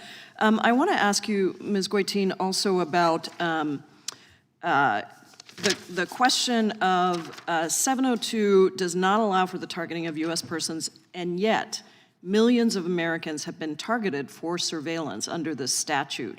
Why is it important to protect everyone in the United States from warrantless surveillance? Does include persons, American citizens, and all persons in the United States? Yeah, I mean, first of all, as a constitutional matter, the Fourth Amendment protects everybody in this country. And so if you believe that a warrant requirement is a constitutional requirement, as a district court held a year ago, as a unanimous panel of the Second Circuit seemed to indicate in their earlier decision, then it applies to everyone in this country. But there are practical reasons as well. Just as collection of the communications of non-U.S. persons incidentally pulls in U.S. person communications, queries, any query can incidentally retrieve the communications of Americans. And that's because, even if you're querying a non-US person inside this country and pulling up the communication they have with a non-US person target, those communications can have other people involved in them. It can be a group email or a group text that includes any number of US persons. If the non-US person being queried is in this country, that vastly increases the chances that they're going to be in frequent communication with Americans in this country. And so these are queries that pose particular risks to Americans. We have been hit with lots of opposition arguments, and so I want to give you one and ask you to refute it. Some people view the apparent decrease in backdoor searches with some alarm and ask whether the FBI is not making queries that it should be making. How would enacting a warrant requirement both protect Fourth Amendment rights while providing a clear process for the FBI to do its work? This was just something raised all the time to us. Yeah, well, if it is in fact the case that FBI agents are not performing legitimate queries because they are, there's too many layers of oversight, or they're worried that they will be penalized if somebody later decides that they shouldn't have made the query, there's really a simple answer to that. I mean, needless to say, the answer is not to get rid of the oversight and go back to all of the queries of congresspersons and protesters and all of that. The answer is to have the government get a warrant to put the burden of gatekeeping these searches where it belongs, which is with the courts. That would reduce the need for all of these layers of internal oversight and whatever sort of administrative paperwork and burden is associated with those layers. And it would also remove any motive that might exist for FBI agents to be excessively cautious. FBI agents would be free to do their job, to vigorously pursue investigations within the law and their professional obligations, and then the courts could do their job, the job that they do in pretty much every context except 702, which is determine whether there is a lawful basis for this. Thank you, Mr. Chairman. I hope we can work together on actually getting compliance with the real numbers around the queries. Thank you. Yield back. The tried and true method, going to a separate and equal branch of government, getting a probable cause warrant with imminent threat exceptions is the answer. It doesn't take a genius to figure this stuff out. The gentleman from Wisconsin is recognized. First of all, Merry Christmas to all of you. Remember, St. Nicholas is watching, and we're hoping that He does not need a warrant, but we're hoping we can get the federal government to make sure they get a warrant. Mr. Chernowski, last time you were here, we discussed the concern with Issa and the definitional expansion of electronic communication service provider. Is that concern still there? And if it is, how are we going to fix it? Yeah, that concern is still very much there, unfortunately. You know, as Ms. Guitein pointed out, it radically and drastically expanded the definition of what would be captured underneath an electronic service, communication service provider. And because that threat is still there, I think that there's an opportunity with this upcoming reauthorization discussion to go and rein that back in. Now, to their credit, in the Senate, Senator Mark Warner did try to go and get some fixes to that definition, but it was stripped out of the Intelligence Authorization Act process. So that problem is still there, and I hope that with this upcoming debate that we can get the fix that's so desperately needed. Is there any one in particular that you would point to that you'd say, we got to have this in terms of a fix? Yeah, again, I think the most fundamental one is getting getting a warrant. Closing that backdoor search loophole is really, really integral. But this electronic communication service provider, I think, kind of jumps right up there with it because, again, it is just way too expansive. It goes and conscripts a whole host of businesses into the surveillance apparatus that had no intention of ever being in there. So much so that it was a rare instance where you even saw industry go and speak out against this particular definition of language. ITI had submitted a letter to Congress going and asking to go and fix that definitional issue. So yes, very important. Mr. Tolman, how can we limit this data broker loophole without hurting intelligence? You know, the fact that it's so secret and it's contained exclusively within those that present to the FISC those powers, and we're really talking about internal powers of the FBI, without being able to shed light on what they're doing and who they're contracting with, it's very difficult to stop its use. And it will continue to be a challenge unless we are putting, for example, third parties capable of reviewing what they're searching and who they're contracting with. If we prevent and put guardrails on the scope of that contracting, we might be able to make an impact on its abuse. Mr. Sher, we've seen some political judges across the country really abusing their authority. Are there guardrails against this with FISA? Well, the warrant requirement itself, I think, is going to help bring some accountability to the agencies. There's always a chance that a judge will grant a warrant that he or she shouldn't grant, and there's always a chance that a judge will deny a warrant that he or she shouldn't grant. But at least in the judiciary, there's an opportunity for appeal. You know, my concern is, I mean, you see what Judge Boasberg has done, and he's served on the FISC. I mean, it's really of concern that he's going to abuse that authority. Well, and no solution is perfect, but the mechanism that the framers of the Constitution put in place to deal with these kinds of issues is, I think, as perfect and as good a system as we've seen. There will be lapses, there will be mistakes, but there will be many fewer than we currently see, I think. I think it was talked about earlier, but amicus briefs are allowed, correct, in the FISC?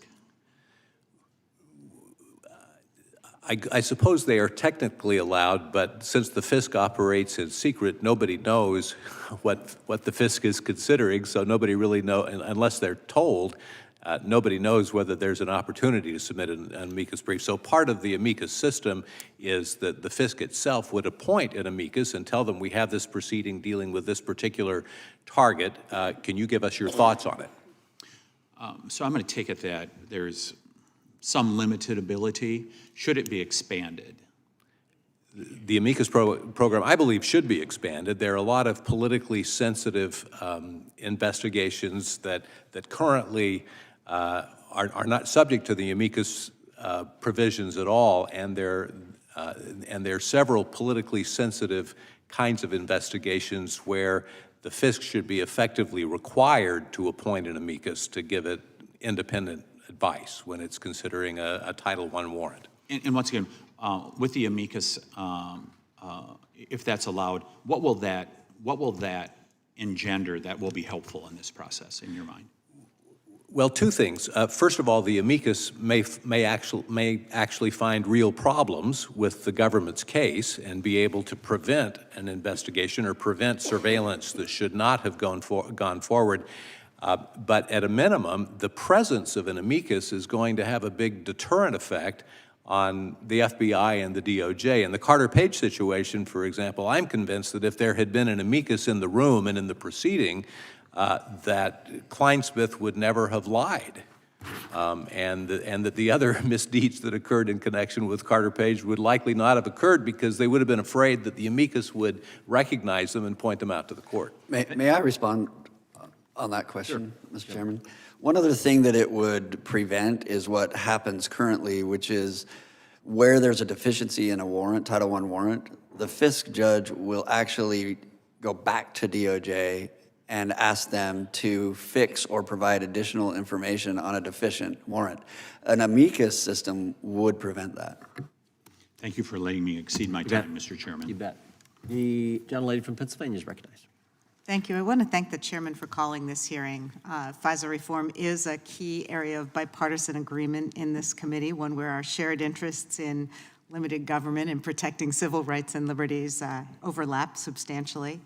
And the abuse of FISA by the FBI and the intelligence community is pretty well documented. Our witnesses have detailed some of those abuses and made some really good suggestions for reform to address that abuse. One cause of the abuse of surveillance authority happens because there are few enforceable limits to collection of data and the use of that data. As long as we have to rely on the good faith of the FBI or the intelligence community, regardless of who's in charge, surveillance can be ripe for abuse. And when we don't put clear enforceable limits in law, like a warrant requirement, it means that Americans' most essential rights and liberties are at risk, including the right to speak their minds, to be free from unreasonable search and seizure, and even their essential privacy rights. And the importance of protecting Americans' essential rights and privacies has never been more clear than in the past year, when we've seen the current administration, with respect to its allies at DOJ and the Department of Justice, mobilize the government to invade and collect Americans' private data, whether Social Security, tax, student loans, healthcare, voter registration, or SNAP data. And when you add that to the growing purchase of online and social media data by the government, we see that data being used in illegal law enforcement activities and even prosecutions of this administration's political enemies. So one example is where we've seen the White House weaponize government surveillance and law enforcement to target political opposition and stifle political speech with the National Security Presidential Memorandum 7, or NSPM 7, which directs the intelligence community and law enforcement to target organizations and individuals on the basis of their political beliefs or political speech, actions that are unambiguously protected by the First Amendment. And on the basis of that memo, we've seen Attorney General Bondi direct the FBI to compile a list of groups allegedly engaged in domestic terrorism, using examples of protected political speech as key criteria for inclusion on the list. So if you strip away the pretext, then the purpose of these actions becomes clear.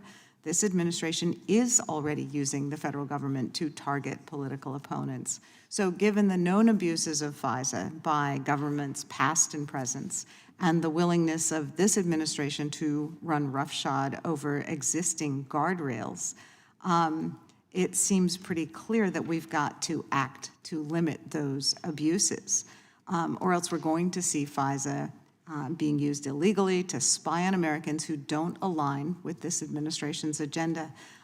Ms. Guitein, in your testimony, you raised the very good point, I think, that Americans should expect and be able to trust that Congress will protect their privacy and their freedoms. When Congress last considered FISA reauthorization last year, we were told repeatedly by the intelligence community that our Fourth Amendment concerns were best addressed by better stewardship. of FISA authorities by the government. Do you think that that has played out in practice, given the known abuse of surveillance authorities that we've seen and the failure to collect and report accurate data about the use of those authorities? Yeah, I think one important point to bring up is that the failure to count these queries as queries and to follow the procedures required for U.S. person queries, like getting attorney approval or providing a written justification, those are themselves violations of the law that Congress passed last year. So while we don't know whether or there were violations of the substantive standard for queries or how many violations there were, we know at least that there was a fairly systemic violation of several requirements of the law that have happened so far. In terms of whether the particular queries met the standards, I'll point out that the government credits some of these procedural requirements, attorney approval, written justification, audits, for improved compliance. And those were not happening with these particular queries. So I think it would be reasonable to expect that you would see a higher rate of non-compliance with these queries. I don't know if we'll ever know that for sure. No, I mean, I don't think the record has borne out this notion that internal oversight was the best way to go about protecting the Fourth Amendment. And you can tell that by looking at the Fourth Amendment, which does not talk about internal oversight. It does not say if the government has a reasonable basis to believe that its search will yield important information, it can either go to a court and get a warrant or just do the search, right? That's not what the Fourth Amendment says. So that's not the way to protect Fourth Amendment rights. Sure. I mean, the Constitution famously said you have to get approval from a different branch of government in order to avoid the kind of self-dealing or, pay no attention to that query behind the curtain kind of an approach to this. Can you just address again how the warrant requirement protects people from potential targeting on the basis of their political beliefs? Quickly. I'm sorry, I did not realize my time Quickly. has expired. Okay, we'll I'm gonna the gentlelady yields back, and we'll recognize the gentleman from Kentucky. Thank you, Mr. Chairman. Thanks for having the hearing on this. I've been working on this for over a decade with my colleague, Mrs. Lofgren, and I was ecstatic a decade ago when we got an amendment passed to require a warrant, but somehow that got stripped out, and it's kind of like Lucy and the football and Charlie Brown. We get so close, or we think we've won, and then it gets pulled away. And I'll talk a little bit about the elephant in the room. One of our colleagues here who used to be for FISA reform is now the Speaker of the House and cast the deciding vote against FISA reform last Congress. We don't want to talk about that too much, but I'm going to bring it up because when he was asked why did he change his position, he said he learned some stuff in a skiff. Well, the skiff is like the magic room where they go change your mind. The problem with his story is I spent 3 hours in the skiff with him. And when we pressed the CIA director and the director of national intelligence and the head of the FBI, all of them were in the skiff, give us one example where you couldn't have solved the crime or you couldn't have prevented some mass casualty event because of a warrant requirement. They could not give us a single example. The only person in that room who had a decent argument about anything was a FISA judge who said, you're going to need more skiffs somewhere if we're going to review these, we're going to have to review warrants. And so it became a cost issue, but I thought that was kind of lame. It's going to cost some money to follow the Constitution. Okay, what's it going to cost? One of the things that Zoe Lofgren reminded me of is there's all these sort of loopholes where we're afraid if we do get our FISA reform, the intelligence agencies are going to use these loopholes to spy on Americans. And the one I want to ask you all about today, well, there's actually 3 of them, but one of them is Executive Order 12333. And I see Ms. Guitein shaking her head, so I'll ask her, what should we be concerned about 12333, and what could we do about that executive order? Yeah, absolutely. Hem it in. Yeah, so let me explain a little bit. As a general matter, FISA applies when the government is collecting information inside the United States or from U.S. companies. If the government is collecting information overseas, it usually is relying on a claim of inherent authority as governed by Executive Order 12333 and various other executive policies. And this is a critical distinction because there are almost no legislative protections or guardrails for Executive Order 12333, and there is no judicial oversight. Now, this distinction between collecting here and collecting there might have made sense in 1978 because, collection inside the U.S. usually meant collecting on Americans, and collecting overseas usually meant collecting on foreigners overseas.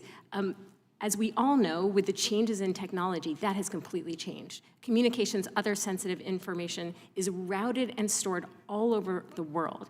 And in fact, the fact that foreigners' communications were being stored by US service providers in this country, and therefore the government would have needed to get a warrant for those before 702, is one of the reasons the government pushed to modernize FISA with 702. They just didn't address the other half of the problem, which is that Americans' communications are routed and stored overseas in ways that can, in some circumstances, remove them from the protections of FISA. For example, when the government collects information in bulk overseas, and it's inevitably pulling in Americans' communications. So Americans' communications are acquired incidentally. They are acquired as part of bulk collection under EO 12333, and the only safeguards in place are those that the executive branch has chosen to put in place. It will not shock you that those rules and procedures are much more lax. This isn't the answer I wanted. I wanted you to tell me we shouldn't be concerned about Executive Order 12333. Sorry, you called on the wrong witness. Another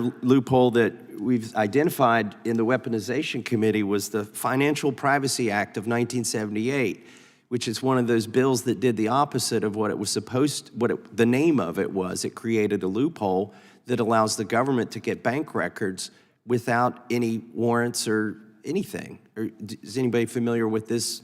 Yeah, yes, I am. And I would say there's the concern, overarching concern I have is you have 1978, you have 1981 on 12333. We didn't have the ability to collect the data that we do today, nor the access to it.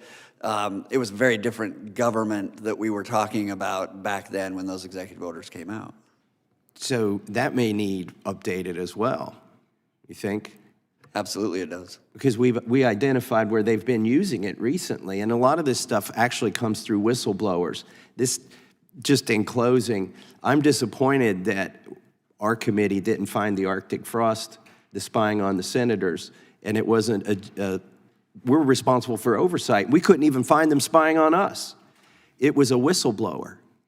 And so I think we need to tighten up our oversight over these committees. With that, well, we did find that they were spying on the Speaker of the House and members of this well, at least one member we know of this committee. And just one more thing before we close. I know we got some, I would prefer to fix the law for everybody, not for members of Congress. I totally agree. But one of our colleagues was very vocal about making sure it was fixed for members of Congress. But the fix was to report the spying to the Speaker of the House and maybe a couple chairmen of committees. Why not report it to the person that was spied on, the member of Congress? That's my concern. I yield back. That's why we did the non-disclosure order, non-Indio Fairness Act that we passed out of this committee to help with that in that regard. The gentleman from Colorado is recognized.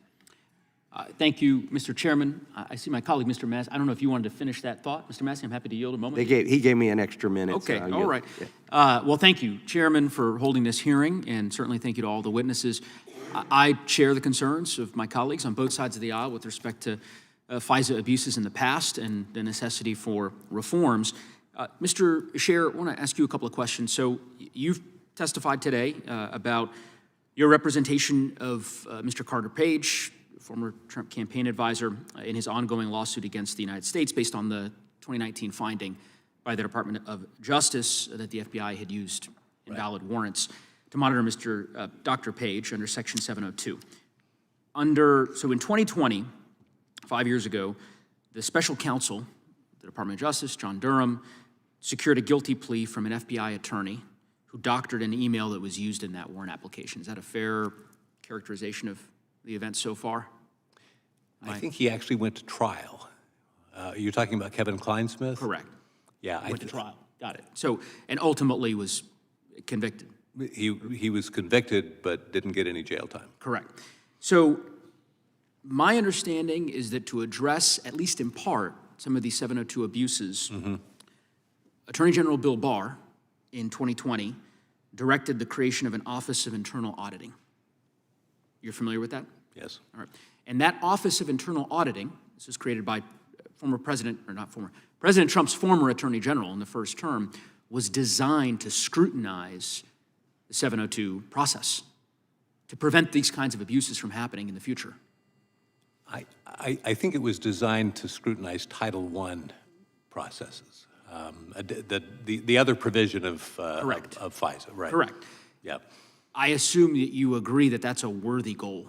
Certainly a worthy goal, and one that would be advanced even further by adopting the amicus mechanisms that we've discussed here and that passed the Senate with 77 votes a couple of years ago. And I also assume you're aware that the Office of Internal Auditing no longer exists. I wasn't aware of that. Yeah. So the director of the FBI, Kash Patel, earlier this year, eliminated the Office of Internal Auditing at the FBI. This was an office that the Republican Attorney General, Bill Barr, created 5 years ago in response to the work done by Chairman Jordan and Republicans and Democrats on this committee. Doesn't seem like that accomplishes a whole lot. I've yet to understand the rationale as to why the FBI director, who, by the way, at least prior to his appointment as FBI director, had expressed all kinds of misgivings about 702 and FISA and the like, has now decided to eliminate the Office of Internal Auditing at the FBI. I wonder why that is. I don't know if you care to perhaps make a educated guess. Well, I think that's all the more reason why Congress needs to act. Congress, as the representative of the people, needs to be the entity that's protecting the rights of Americans. Yeah, I don't disagree with you. Yeah, Clearly, there's an impetus for Congress to do something, and I think that that's obviously the rationale for this particular hearing. But it would be nice to perhaps hear from our chairman and my colleagues on the other side of the aisle, who I know have direct relationships with the Attorney General of the United States and the director of the FBI. It'd be nice to hear them defend the Office of Internal Auditing that I presume they supported a mere 5 years ago. Doesn't really quite make much sense to me why that would be eliminated. I know I'm getting near the end of my time. As I said, I think that there is a bipartisan consensus in the Congress that's emerging that this is an area ripe for reform. Again, it's something I'm supportive of, and I look forward to working with my colleagues on both sides of the aisle to try to make some progress in that regard. And I will yield back balance of my time. Yields back. The gentleman from Texas is recognized. I thank the chairman. I thank the witnesses. Appreciate you all being here. Let me just ask this question among the four of you, and I think I know the answer. And I'll start with you, Mr. Tolman, and I'll move across the panel. Is there any legitimate reason why we should not have the warrant protection included in a reform to FISA? Mr. Tolman. No, and in fact, the reasons stated are illegitimate. You take the argument that the FBI can do it themselves. I've never believed in the fox being able to analyze and control what the fox does in the hen house. Sher. Absolutely. There's no reason not to include it. It should be included. I think that it is a must-have thing if we're going to go and reauthorize FISA. Ms. Guitein. No reason not to include it. Okay. And with all due respect to, I think we had one of our colleagues on the other side of the aisle who was expressing some concerns about not having somebody from the intel community here. Like, the intel community are the ones running the show, including, by the way, with all due respect, a lot of our colleagues on the intel committee here who are a part of the show. And judiciary exists to focus on the Constitution and the rights of citizens to not have this occur. And that's why the chairman is absolutely correct to have this witness panel. And I would just note that all four witnesses, including the Democrat witness, just said there is no legitimate basis for us not to include a warrant protection requirement in FISA reform.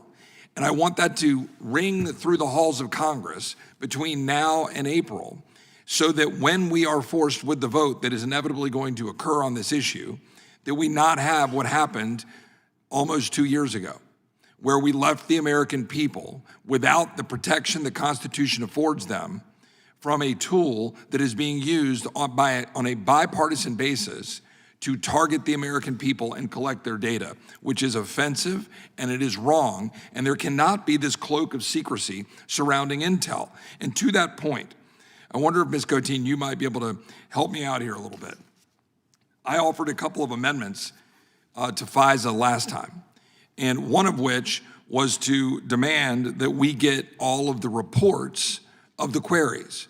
And in that amendment, and I think we settled on quarterly. I wanted it to be monthly or whatever, regular reporting.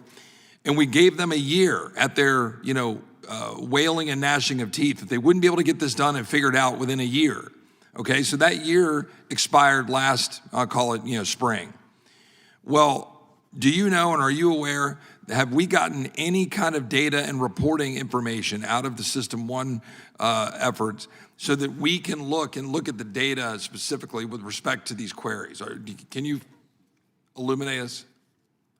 I actually don't know the answer to that question in terms of what you have received from the FBI. It looks like Congresswoman Ross might. Oh, okay. Yeah.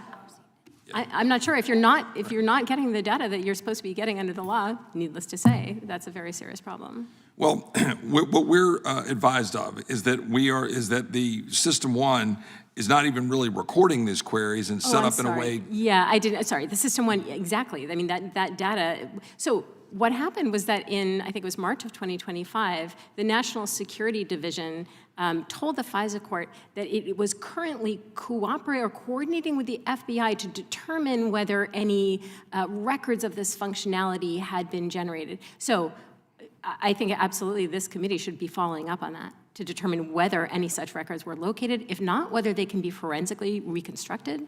That is information you should have.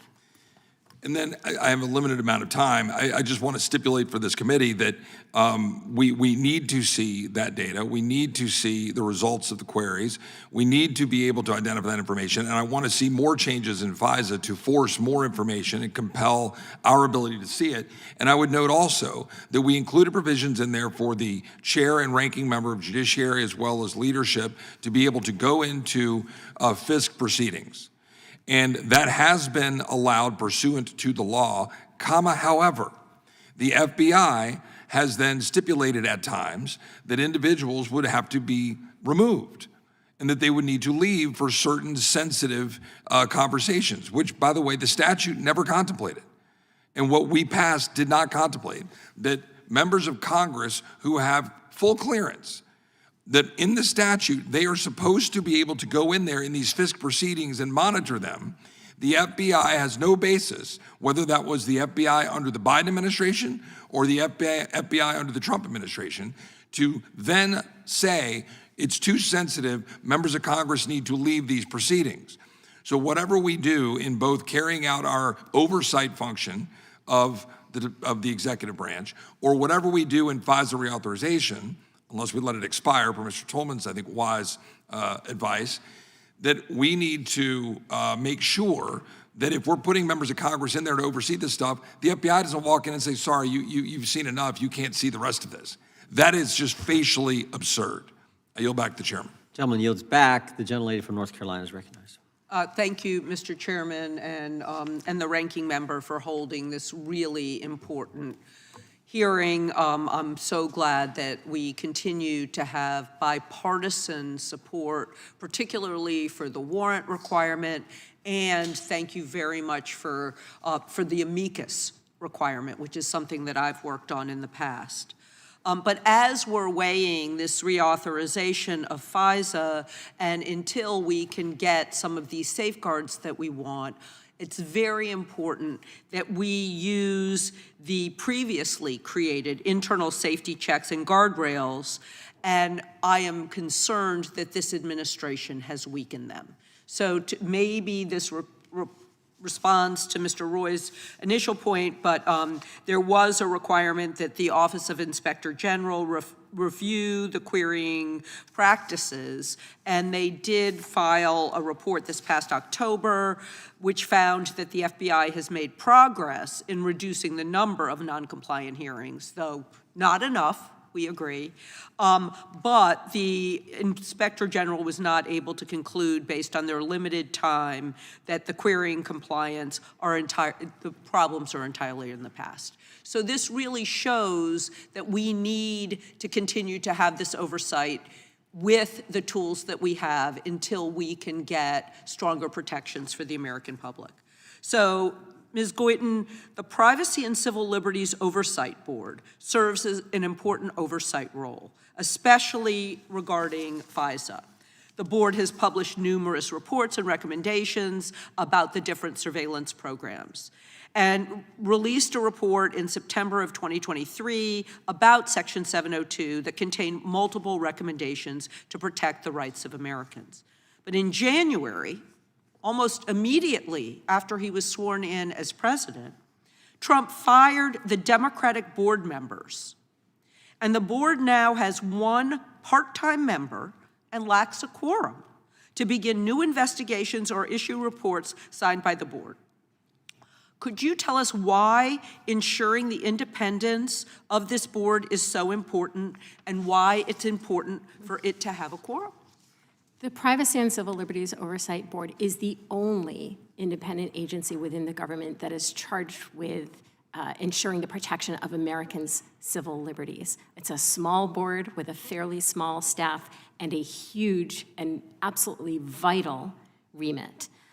If you don't have the Privacy and Civil Liberties Oversight Board doing its job, then all of the oversight that's coming from the executive branch will effectively be internal oversight that's sort of happening within these agencies. PCLOB, as we call it, has been vital in bringing to light, first of all, how the Section 702 program worked. If it weren't for the PCLOB's 2014 report, most of what we're saying today about how 702 works, we wouldn't be able to say. But PCLOB managed to get that information declassified and put it out to the American people. Because of the PCLOB's work, we found out in 2023 that the claim that warrantless backdoor searches were important for national security, the claim we had heard from the government, was not true.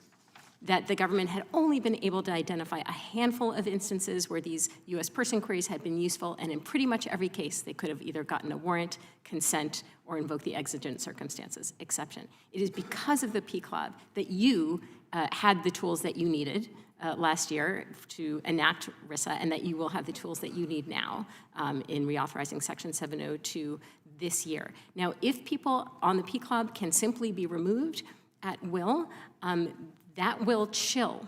First of all, there's no quorum, right? So there's no PCLOB right now, essentially. That's a problem. But unless Congress, it's not enough to just appoint people to PCLOB.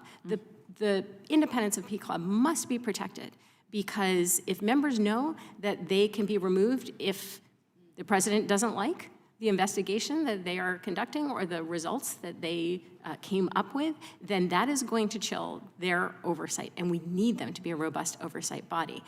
There was a provision in the PCLOB authorizing statute saying they could be removed at will. Congress removed that.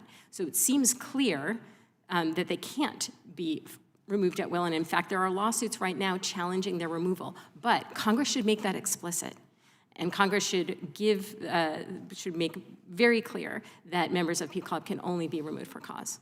Well, it's my great hope that at least in this area, we use our power and we have a check on the administration. And with that, I yield back. Gentlelady yields back. Gentleman from Virginia is recognized. I thank the chairman. I thank the committee for all their work on this important issue. The Constitution is under the jurisdiction of this committee, and the Fourth Amendment is pretty clear. The right of the people to be secure in their persons, houses, papers, and effects against unreasonable searches and seizures shall not be violated, and no warrants shall issue, but upon probable cause supported by oath or affirmation, and particularly describing the place to be searched and the persons or things to be seized. No asterisk, no footnote that says, except for this case, or in cases of national security or otherwise. Let me just ask our Ms. Griffin, under 702, the government is prohibited from engaging in reverse targeting. Can you describe what reverse targeting is and why it's problematic? Reverse targeting is when the government claims to be interested in the foreigner overseas, but in fact, the reason the government is collecting those communications is because they are interested in the communications of an American who may be communicating with the foreign target. What penalties, if any, does Section 702 levy against government actors that engage in reverse targeting or otherwise abuse the FISA framework? Well, right now there are internal accountability procedures that have been adopted by the FBI. I don't think that they're public. They were required by RISA. I don't think that they have been made public, and there's no public information. I'm not aware of anyone having been disciplined for. Do we have an estimate of the volume of Americans' communications that have been collected as part of Section 702 surveillance? The government has refused to provide that estimate. Members of Congress have been asking for it since 2011. And has the FBI ever estimated the volume, To your knowledge? Not to my knowledge. I'm not sure that they are particularly interested in Now, that number. as you've discussed, according to the ODNI report, queries by FBI were up to 2.9 million in 2021, 2.9 million, declining to 119,000 in 2022, 57,000 in 2023, between April 2024 and April 2025, down to 9,000. Can you estimate as to why there was such a large number of queries in 2021 and why that number has come down dramatically in recent years? Yeah. What we've been told by the FBI is that there were a lot of batch queries, or perhaps even just one particularly large batch query. That's when a large number of individuals are sort of queried at the same time under the same rationale relating to a potential cybersecurity threat. It's still hard to quite figure out the math and how they got to 2.9 million with that. The argument for why the queries have come down is because there has been an effort to put more oversight in place. And I think that is, and there's been a lot more attention. More sunlight.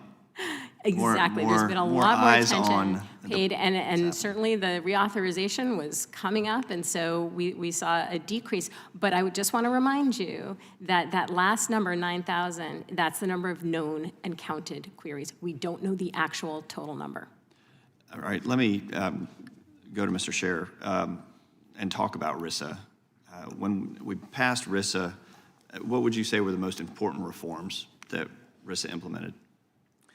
Certainly one of the most important, I think, was the provision allowing the chairs of relevant committees in this body and in the Senate to be present in FISC proceedings and to be able to understand what's happening in that body. I don't know how you provide oversight to an institution like that unless you could at least attend its proceedings once in a while. We're all cleared, so would it be problematic to say, or the designee of the chairman on the committee? That would be a wonderful addition, I think. Help us spread the burden, wouldn't you say? Yes. All right. I think and, there are many of us, and the accountability. It's a small room, but I think there are many of us on this committee who would be willing to go down there and spend some time in there. And let me just say, as a reporting requirement of RISA, the DOJ OIG released the report which found that the reforms implemented have, quote, significantly reduced the number of non-compliant queries identified, end quote. Now, what further reforms, I mean, to reduce this number of non-compliant queries down to zero, is a warrant requirement necessary? I think so. And even with a warrant, there will still be some mistakes made by the courts, but the number's going to go down very substantially if you have an independent judge looking at these requests. Thank you. Yield back. Gentleman yields back. I believe the law says we can designate a staff person to go. Yeah, but I know we should frankly work on making sure it can be a member. And Mr. Klein would be great because he sits on this committee and also the Intel committee, and that would be, I think, ideal. If I could, real quick, before I recognize the gentlelady from Vermont. What do we think the number is? It's not 9,000, and we think they got this other route that they're taking. What do we think the number is? Anyone hazard a guess? I think the number is very close to what it has been historically. I think they eliminated the girlfriend searches and things like that, but I believe it's a product of identification Still way yes, higher. I think it's way up there, and they've changed the way that Because they're. the impression that's given is it was 200 and some thousand or 120. I get there's some hundreds of thousands, and now they're pounding their chest like, oh, we got it down to 9,000. I mean, 9,000 is still a concern, but we think it's much higher. Is that fair to say? Probably. Yes. And is Mr. Tolman right that it's probably where it was? Yes. I would hesitate to say simply because, I mean, if it turns out that that's not the case, it doesn't change my opinion in terms of whether or not we should have a warrant. And so I don't think it changed I anyone's. don't want to set some bar that if they go below it, suddenly everything's okay.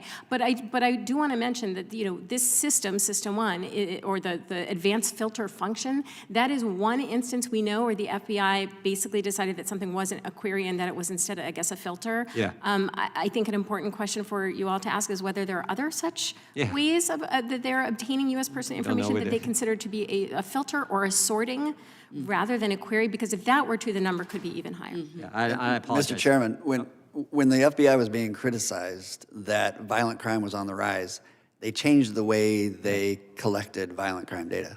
Fair point. Very fair point. Good point. I'm sorry, and I recognize Janelle from Vermont. Thank you, Mr. Chair, and thank you to all the witnesses for your time. Ms. Guitein, thank you so much for being here. I want to break this down in simple terms for the millions and millions of Americans who have never heard of FISA, who have no idea when we talk about the Foreign Intelligence Surveillance Act, what we're talking about. So if you'll indulge me, I'd like to walk through it piece by piece. When we talk about communications data, we're talking about texts, we're talking about emails, phone numbers, DMs, that kind of thing, is that right? Sort of it's actually any information that can be acquired under Section 702, any foreign intelligence information of any kind. So it could include other types of data. I think that the focus tends to be on communications because communications are some of the most private sort of information that we have in exchange. In Section 702 allows the government to take huge sets of data from companies like Verizon or T-Mobile as part of its stated mission of trying to track down terrorists and other security threats. That's actually, there's sort of two separate issues there. One is sort of this data broker loophole by which the government buys data under no statutory authority whatsoever. Right, so that's not under FISA, it's not under Section 702, it's just they do it because they think they can, because they've decided they can. And so, and that's I think what that's we're trying to change, right? I think that's a really important distinction. Yes, 702, there is a target, and they are collecting information of or concerning that target, and so they're collecting the target's communications data on the target. The issue, of course, is that the foreign target doesn't have to be suspected of any wrongdoing, and all of that foreign target's communications with Americans would be swept up as well. And so that data may also include Americans' personal, private information, right? There is a large amount, and the PCLOB used that word. We don't have an estimate. The government refuses to give us one. There is a large amount of Americans' personal data, information, communications. And I know that this is something that Vermonters care deeply about. Is who's protecting their personal private information. I'm sure that's true for many of us on this committee. So, okay, now here's the rub, right? So there's this huge secret database containing all kinds of information on Americans and non-Americans, as you said, and the government says it can search that database without a warrant. That's what they're claiming. Is that right? Yes. Okay. So let's say my emails were caught up in one of these data sets, landed in the database. Could the FBI search the database for Becca Balint and access those emails without a warrant? Yes. And this is what we've been referring to today as a kind of a backdoor search. Exactly. Is that correct?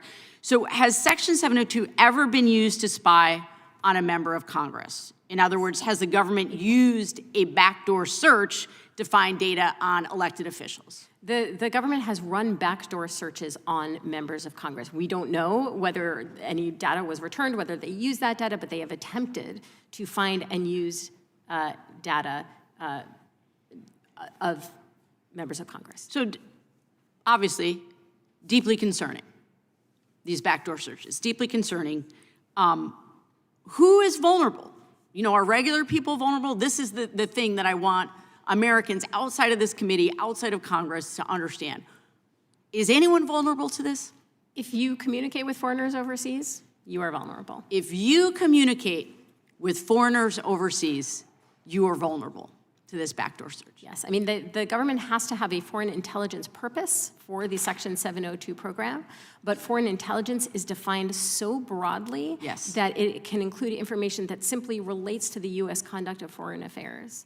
So essentially, any person with an email account or a cell phone could potentially be a target of government surveillance by our government, and there's no requirement that the government get an actual warrant to spy on our personal communications. Is that what we're trying to get at here? Yeah, so the government would say that you're not a target because the target was the foreigner overseas, but of course, if they are then looking for and using your information, that kind of feels like targeting to me, so it becomes a bit of a semantic sleight of hand. I agree. And what would happen if we just let Section 702 expire? I'd be concerned about that for a couple of reasons. I'd be concerned, first of all, that the government would go ahead and obtain the same information in other ways that actually come with less oversight.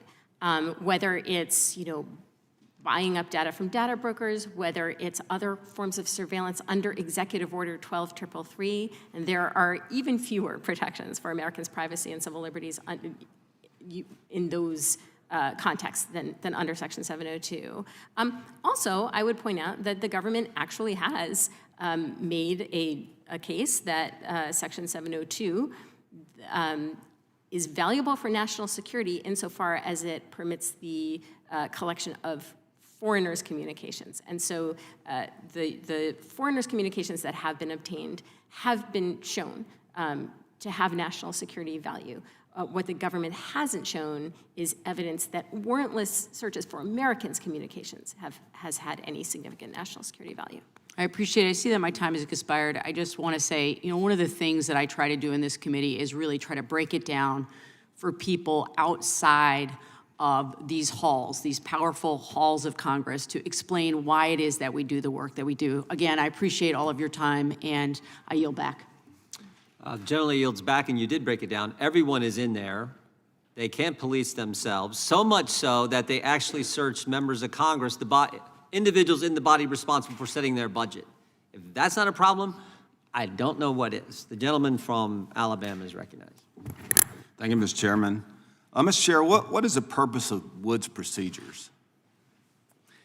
As I understand it, the Woods procedures are they're an internal mechanism in the Justice Department and the FBI to try to be sure that there's adequate vetting before a warrant application is filed in the FISA court.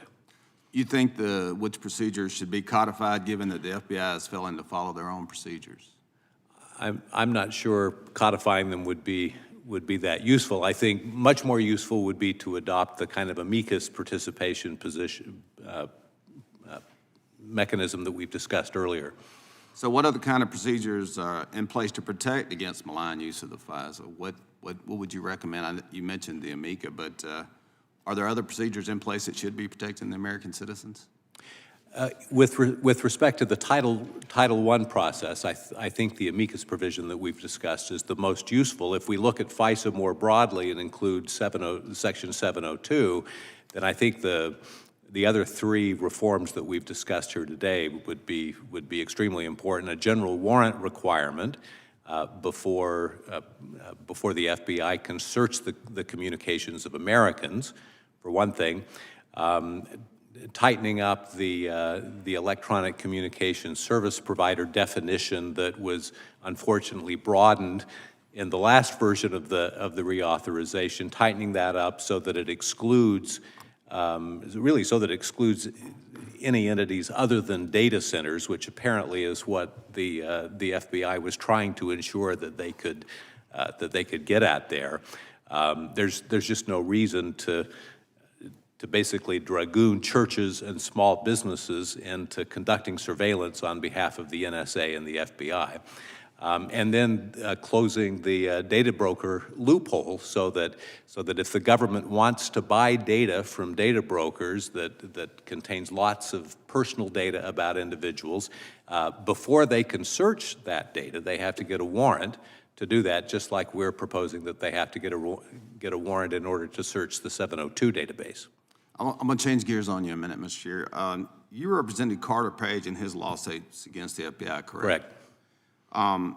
During Crossfire Hurricane investigation, Mr. Page actually reached out to the FBI and offered to be interviewed. Is that correct? And offered to help them. Gotcha, Yes. Gotcha. Yes. Why did he reach out to the FBI, I guess would be the first question.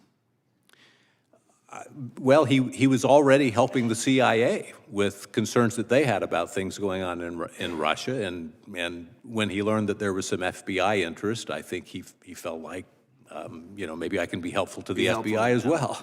Why do you think they turned down the opportunity to interview Mr. Page?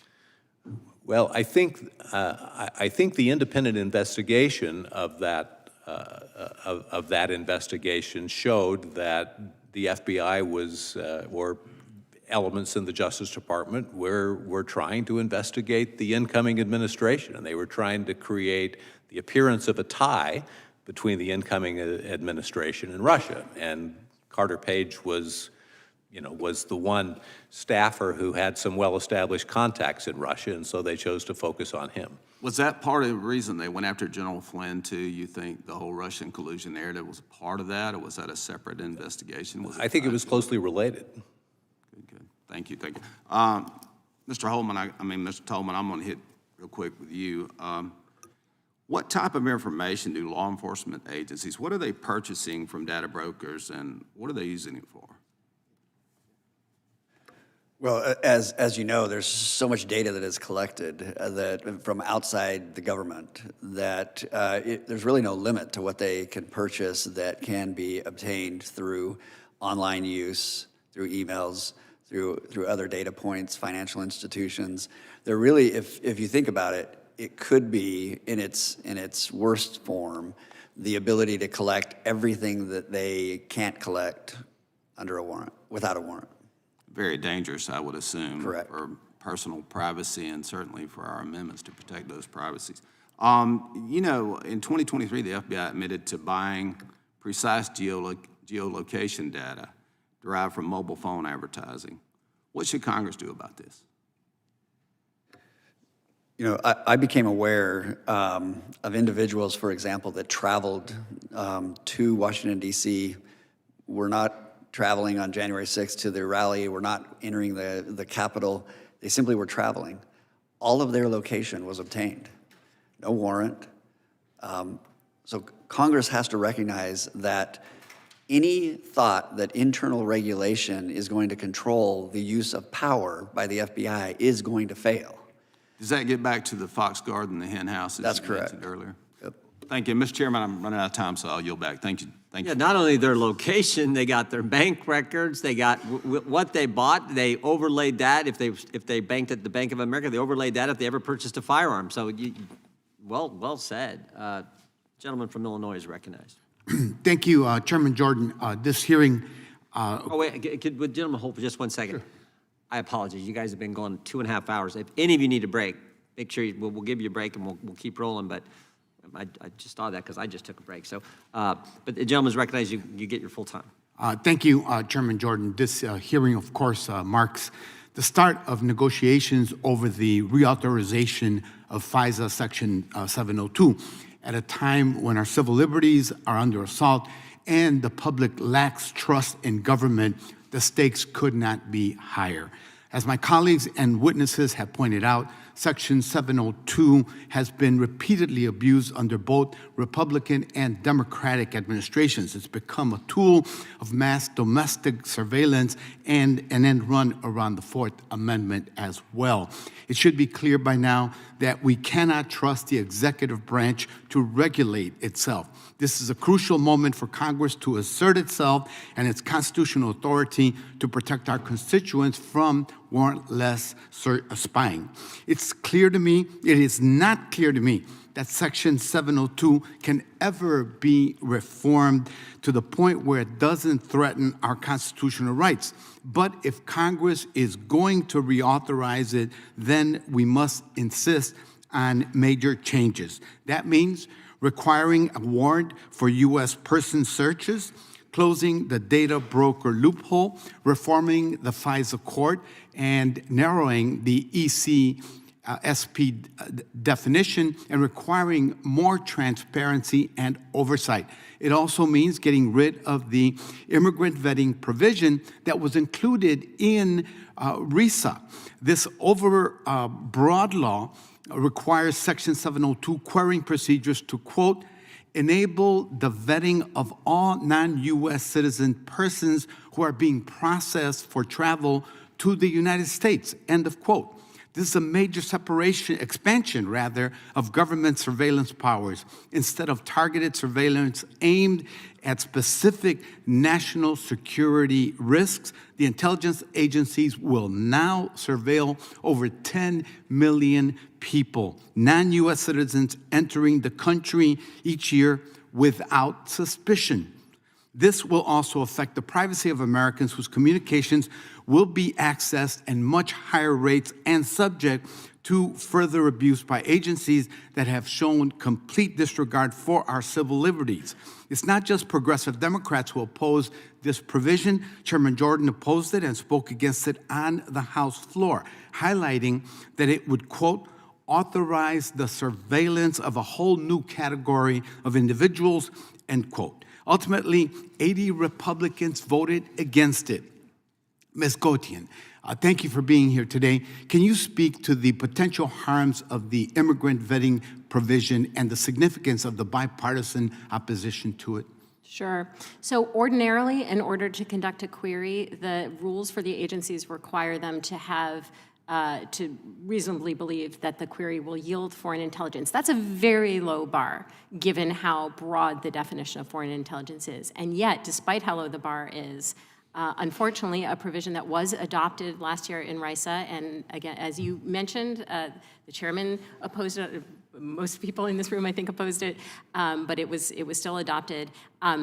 That allows, in some ways, it basically requires agencies to have procedures in place that permit suspicionless queries for people who are seeking to travel to the United States, whether it's as a tourist or whether it's on a work visa or a student visa or whatever the case may be, even if none of the many vetting mechanisms that the government already uses has turned up any reason to worry about these individuals.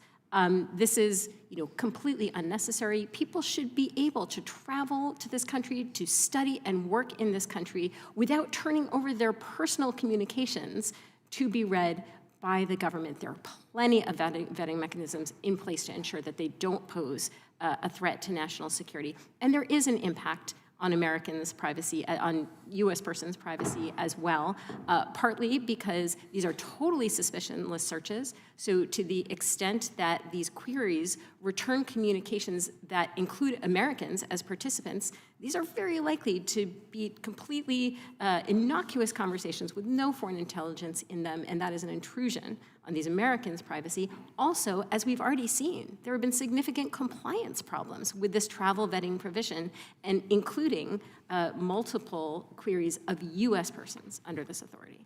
Thank you so much. You're underscoring that this is not a partisan issue, and of course, I look forward to working with Chair Jordan and other members and other parties to ensure that this provision is not included in the reauthorization of Section 702. Thank you, and I yield back, Mr. Chairman. Gentleman yields back. The gentleman from New Jersey is recognized. Thank you, Chairman. So it's good to see, because especially in a committee where we debate a lot, we argue a lot, we have different viewpoints on, quite frankly, just about everything, that we are on, by and large, all of us on the same page with this. It is heartening, and it is good. FISA, the misuse of FISA, was truly, I believe, one of the low points of our republic. What happened, invading people's personal lives. If there's anything, and you all know this, you're smarter than me, historically, that this country, that this republic was supposed to stand for, was that individual freedom and individual rights, and not to have the government, because of political reasons or social reasons or religious, for any reason, invade our privacy, invade our family, invade our lives. So we had hearings, as you all know. We were all here. Most of us were here at the time. Really dug deep. I want to thank the chairman as well. He never gives up. We are going to get this done.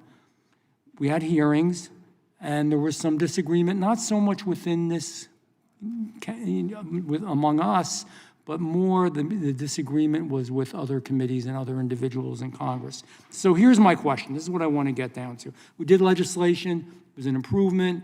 It was a compromise. That's all wonderful. We want to still do better. So if you could, and we'll start with Mr. Tolman, just go down the line relatively briefly. What has worked well? Where have we done a good job? And by the way, if you think we haven't done a good job anywhere, you can say that. Nobody's going to get mad. And where are we vulnerable? Where do we still have problems? Where do you worry at night that we are going to lose our precious freedom? Mr. Tolman. The first thing that comes to mind that you did well is you won the public debate on this issue.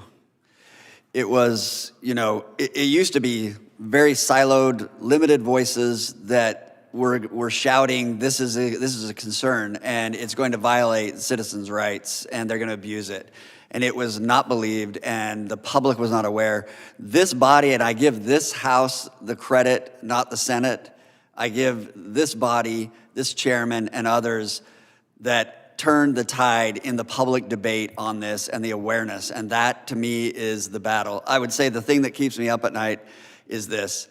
I would like our FBI to get back to finding bank robbers and less intelligence gathering, and until that happens, we will always need robust guidelines to rein them in.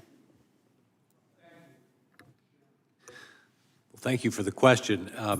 We've discussed earlier 4 specific reforms that I think all of us agree on that need to be made. One of those is fixing something that happened with FISA, which is the overexpansion of the definition of electronic service provider, which was expanded so much that it now includes many small businesses and even churches and other institutions, and that needs to be pared back and limited to its original purpose, which is to allow the FBI to reach data centers. So that's one important reform. We've also talked about closing the backdoor search loophole in FISA that allows the government to search Americans' information. They're some of their most private information without a warrant. We've also talked about closing the so-called data broker loophole, which allows government agencies to essentially buy their way around the Fourth Amendment just by buying data from data brokers. And then there's a real need still. There were some useful reforms made in RISA to oversight of the Foreign Intelligence Surveillance Court. But there's an additional important reform that we believe needs to be made, which is to expand the amicus program within that court, so that independent privacy experts are brought in sensitive cases to advise the court and act as kind of a counterweight to the FBI and the DOJ, who, when they try to seek warrants, to have somebody else in the room who has a responsibility for protecting Americans' privacy generally, to ensure that the FISA court does that. So, thank you. I know between the two of you have 17 seconds. If you can really just. Sure, I'll be real brief. Second to everything that's been said. I think that this is critical to continue the conversation because, as I mentioned in my opening statement, this is a crisis in faith in the government, in a key agency and agencies that are responsible for protecting us. And that's why if we get these reforms done, that can go a long way towards fixing that problem. Thank you. I think there were some helpful reforms in RISA. I think the main problem is it just didn't go far enough. It didn't go far enough because there wasn't a warrant requirement. There are a couple of places where RISA took some steps backwards. That includes the ECSP provision. It also includes a couple of provisions that actually weaken amici that we haven't talked about yet, and maybe we can talk about them later. But that's in plain vernacular, though, the FBI still needs a makeover.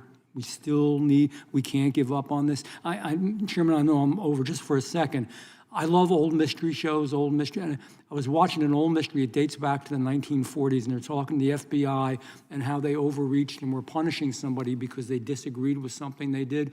And I was sitting with a friend of mine, he said, God, that would never happen. I said, boy, are you wrong. That show was right, thank you. I yield back.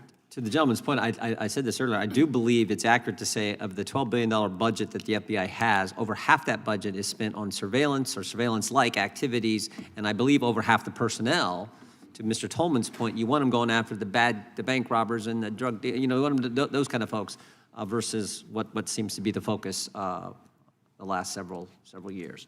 The gentleman from Florida, the new ranking member, is recognized. Thank you, Mr. Chairman. Will the gentleman yield? For a second, sure. I was kidding. Go ahead. I was really interested in what was about to happen. You fooled me too, Brad.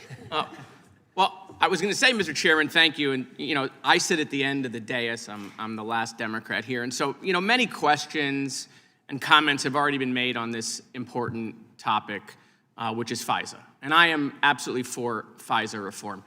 But, Mr. Chairman, when I think about FISA, you know what I really think about? I think about affordability. And the hoax of affordability, okay? Because, and perhaps someone should tell the president that every time he says affordability is a hoax, like another Democrat sprouts out of the ground and lands in the House of Representatives, and eventually we'll get a gavel. And if he doesn't like saying affordability, that's fine. We can come up with another word. If he doesn't want to say that things are unaffordable, we could just say things are expensive. We could agree to just say that instead. We could just say things are expensive instead of unaffordable. I really want to talk to the person who puts the words into the teleprompter, because this is like a Ron Burgundy situation. Every time he says affordability is a hoax, Will the gentleman yield? In a second, let me do this and then I will yield. But every time he says affordability is a hoax, it's like saying go F yourself San Diego, okay? Or is it San Diego? Scholars say the translation was lost long ago. I don't, there's no partisanship on the grocery store bill. I know what you're saying, Jared. Be honest. Tell the other side of the coin, okay, gasoline prices are down. Right? See, I'm being fair. Gasoline prices are down, and that's great. Getting energy prices down is important. But, they're not as down as much as he's projecting. But the problem is you can't eat gasoline, right? Can't eat gasoline unless, of course, Kennedy proposed that as some sort of way to get rid of COVID, okay? And what I would say is that even though we all subscribe to our own set of facts these days, we do. The only thing is that still is a constant is that 2 + 2 still equals 4, for now, okay? And so, when you go to the grocery store and you get the bill, there's no partisanship on the bill. There's no partisanship on that bill. There's just prices. And so you can go to all the stadiums you want. You can fill all the stadiums you want. And you can talk about, this being a hoax all you want. But as long as people are paying double and triple for groceries and rent and health insurance and home insurance and transportation and car payments, it won't work, okay? And you're gonna say, Jared, how do you know it won't work? We tried it. We tried it for a whole year during the election. The economy is great. The stock market is great. We tried to tell people how to feel, and it didn't work. In the weirdest plot twist ever, I can't believe Trump is copying your favorite president, Joe Biden. I feel like any moment, Trump's just gonna be like, and Trumponomics is great. It's just wild. I feel like Howard Lutnick is about to come on television and talk about how crude-a-day prices are coming down, right? And so look, let me just say, this is why I believe in FISA reform, okay? And now I will yield to your question.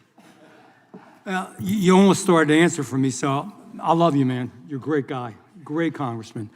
But that doesn't have a damn thing to do with what we are talking about today. I know, but 50 people already spoke and asked all the questions and comments. The subject matter today is really, really important. I get it. I get the politics. I get the affordability. No, well, We're gonna have that affordability argument, is probably but- slightly more important. But this is people's personal freedom. Let me tell you, people died multiple times in many wars, right back to the Revolutionary War, so people could believe what they want to believe, say what they want to say, believe in a God that they Reclaiming my want to time believe. quickly, and then I'll yield back. Listen, don't get me wrong, the Revolutionary War, very important, but I think most Americans care about what they're paying for goods today, rather than what happened during the The Revolution. gentleman would yield again. Yes, I will yield back. They do. They also care about their personal freedom. They care if their daughter or son or brother or sister is being surveilled, if they're losing their freedom, if the judicial system is going out to hurt them because they Reclaiming believe my time something quickly. different. They- It's a they- big deal. And they that do- matters. That's what we should be doing No, today. reclaiming my time. I know they do care about that, but if they can't pay their rent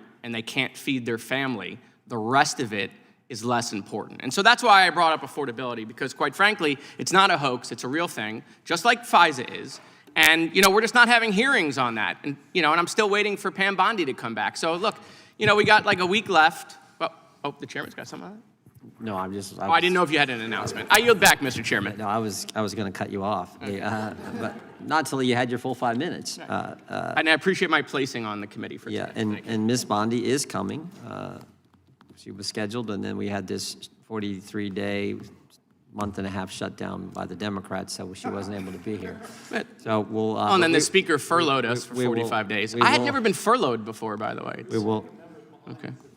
We will have her. The gentlelady from Wyoming is recognized. Classic Democrat ploy, deflect attention from every single thing that he described about affordability being caused by their policies, and then turning around and attempting to blame us for the problems that they created with the housing, the increase in housing costs, the increasing in food costs. We're fixing those things, the policies that they implemented, and I have every expectation that we will see a decline in some of those prices next year. But I actually want to talk about why we're here today, because it is a very important hearing. I have long been a proponent for including sunsets in government programs and authorities, and I believe we commit legislative malpractice in a lot of the things that we do when we don't include sunsets. I hold this principle to be especially true when dealing with technology and technological advances, which always seem to move much faster than government, and we can evolve when we're drafting our bills. FISA is a perfect example of this issue. Since its creation in 1978, the scope of FISA authorities has continually grown, as has its abuses. As the intelligence agencies we oversee push their surveillance abilities beyond these statutory allowances, that issue today is compounded by new technologies and the commercial availability of data. Today, we as legislators face two unique challenges. First, reforming Section 702 to correct past abuses, which for some appears to be a controversial exercise in and of itself, although I don't see that as to why it should be controversial. But second, we also need to update federal laws and protections to account for the pace of technological advancement. And here we are. We're actually talking about and working on reforms with the chance to vote on those reforms in 2026 for the second time in my 2 terms in Congress, which I think is a really good deal. Why? Because Congress was wise enough to sunset these important authorities to aid in our ability to consistently review them. Mr. Chernowski, technological advancement and the private sector always seem to move faster than the government. Does maintaining these 2-year reauthorizations of Section 702 provide a better chance for us to keep up with the pace of those changes and also to address any new violations that we may see? Thank you for the question, Representative. And I think that sunsets on a shorter time frame are an amazing tool for you and this committee, more broadly speaking, to assert its authority and its oversight function over these critical agencies. We want them to be able to go and do their national security mission to keep this country safe. But at the same time, as you documented it, as these witnesses have documented, there's a litany of abuses that FISA has enabled. And what better way to make sure that that is on the decline, if not hopefully, ideally eliminated, than by having, these shorter reauthorization periods. And I've been an advocate for the warrant requirement and some of the other changes that we have made, some of the other modernization and the safeguards that we've put in place.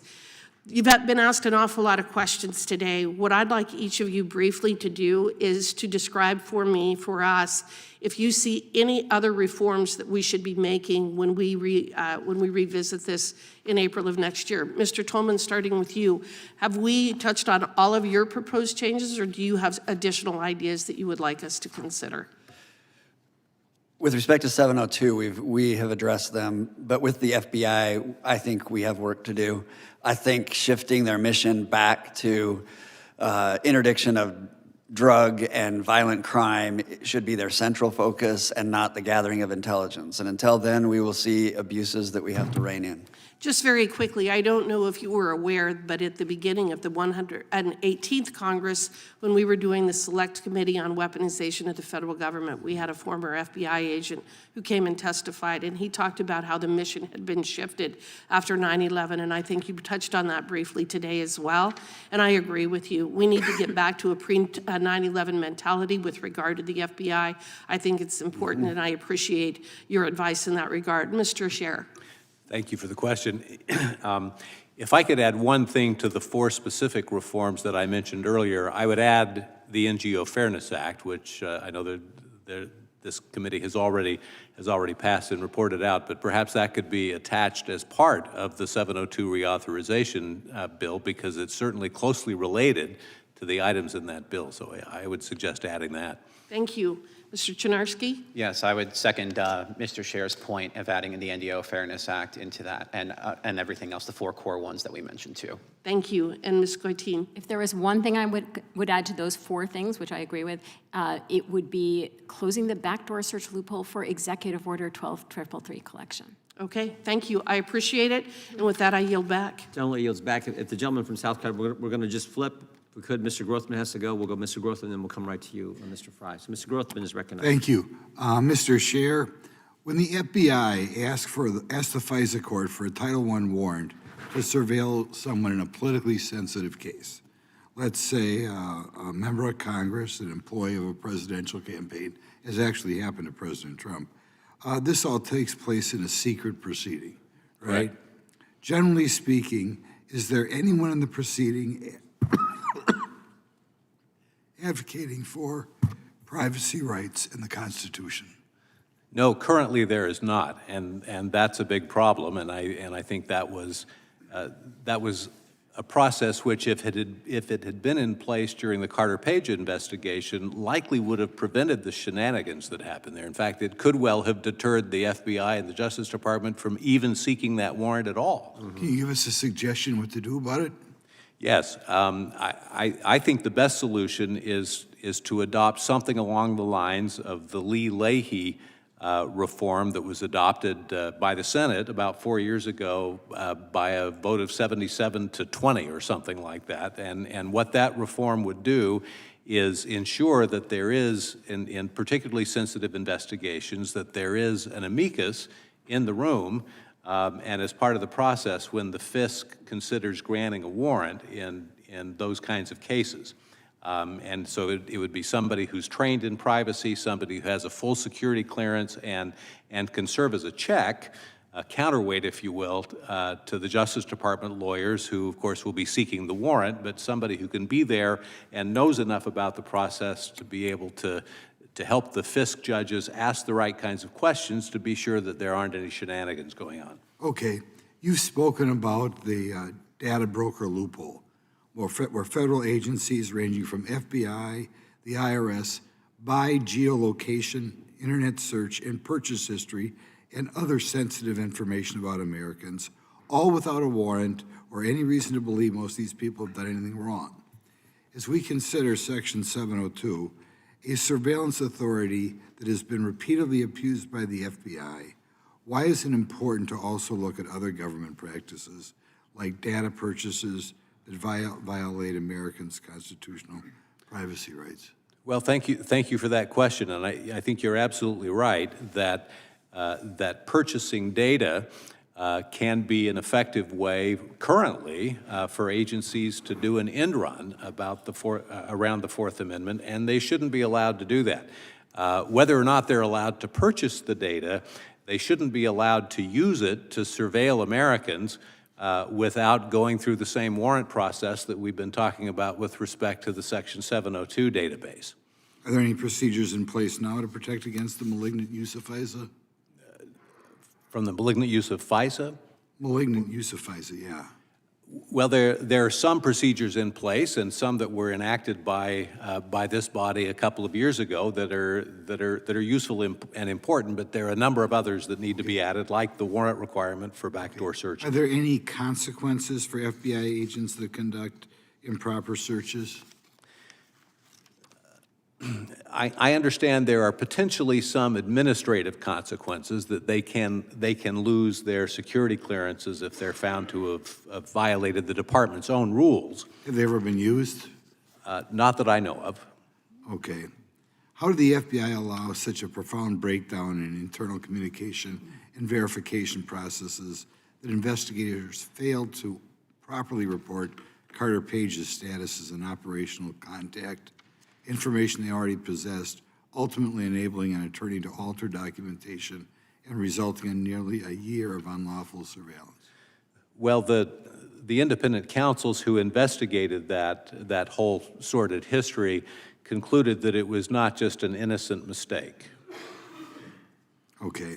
Mr. Tolman, we'll try to give you a quick question at the end. There are reports indicating that some agencies are spending tens of millions of dollars on multi-year contracts to purchase sensitive data on American citizens. Can you elaborate what problems this poses?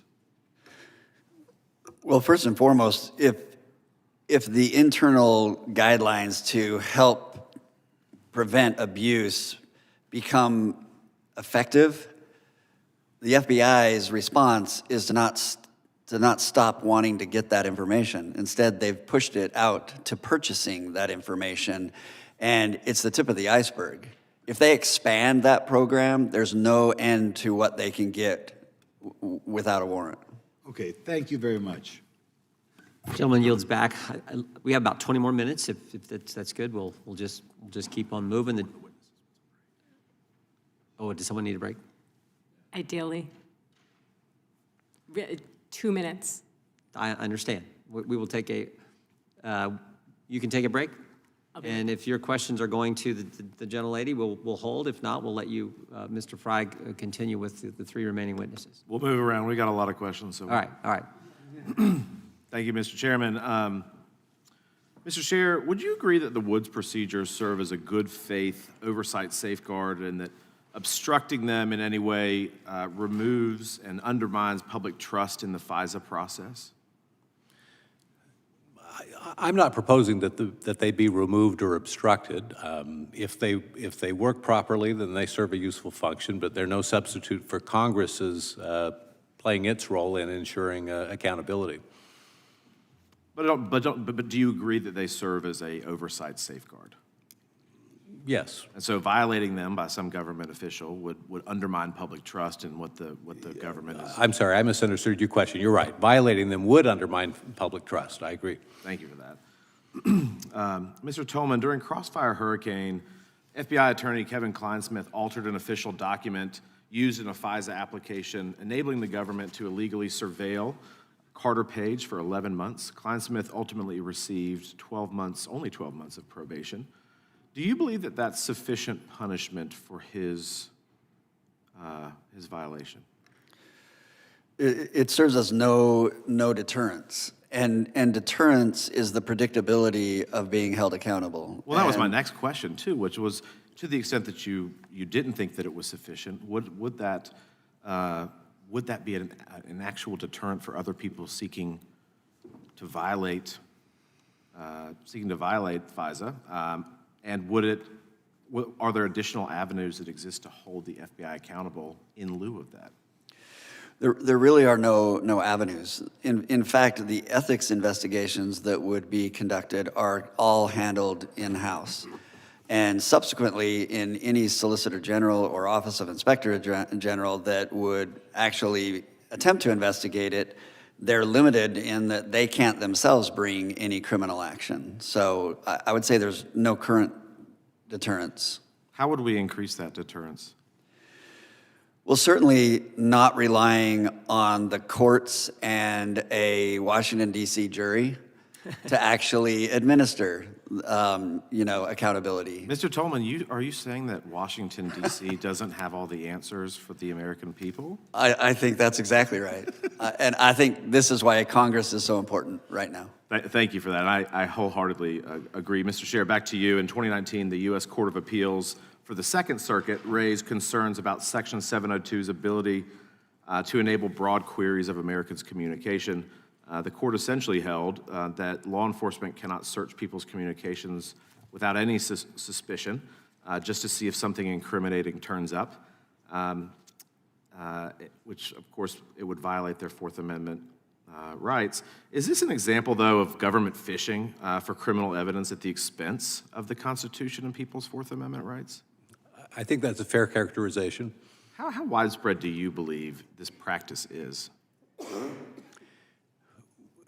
Well, just from the number of queries that are run, it seems like it's quite widespread, and yet another reason why it's important to have a warrant requirement before the 702 database can be searched. Oh, I agree with you there too, and I think the number of queries and the amount of people that had access to this is very alarming as well.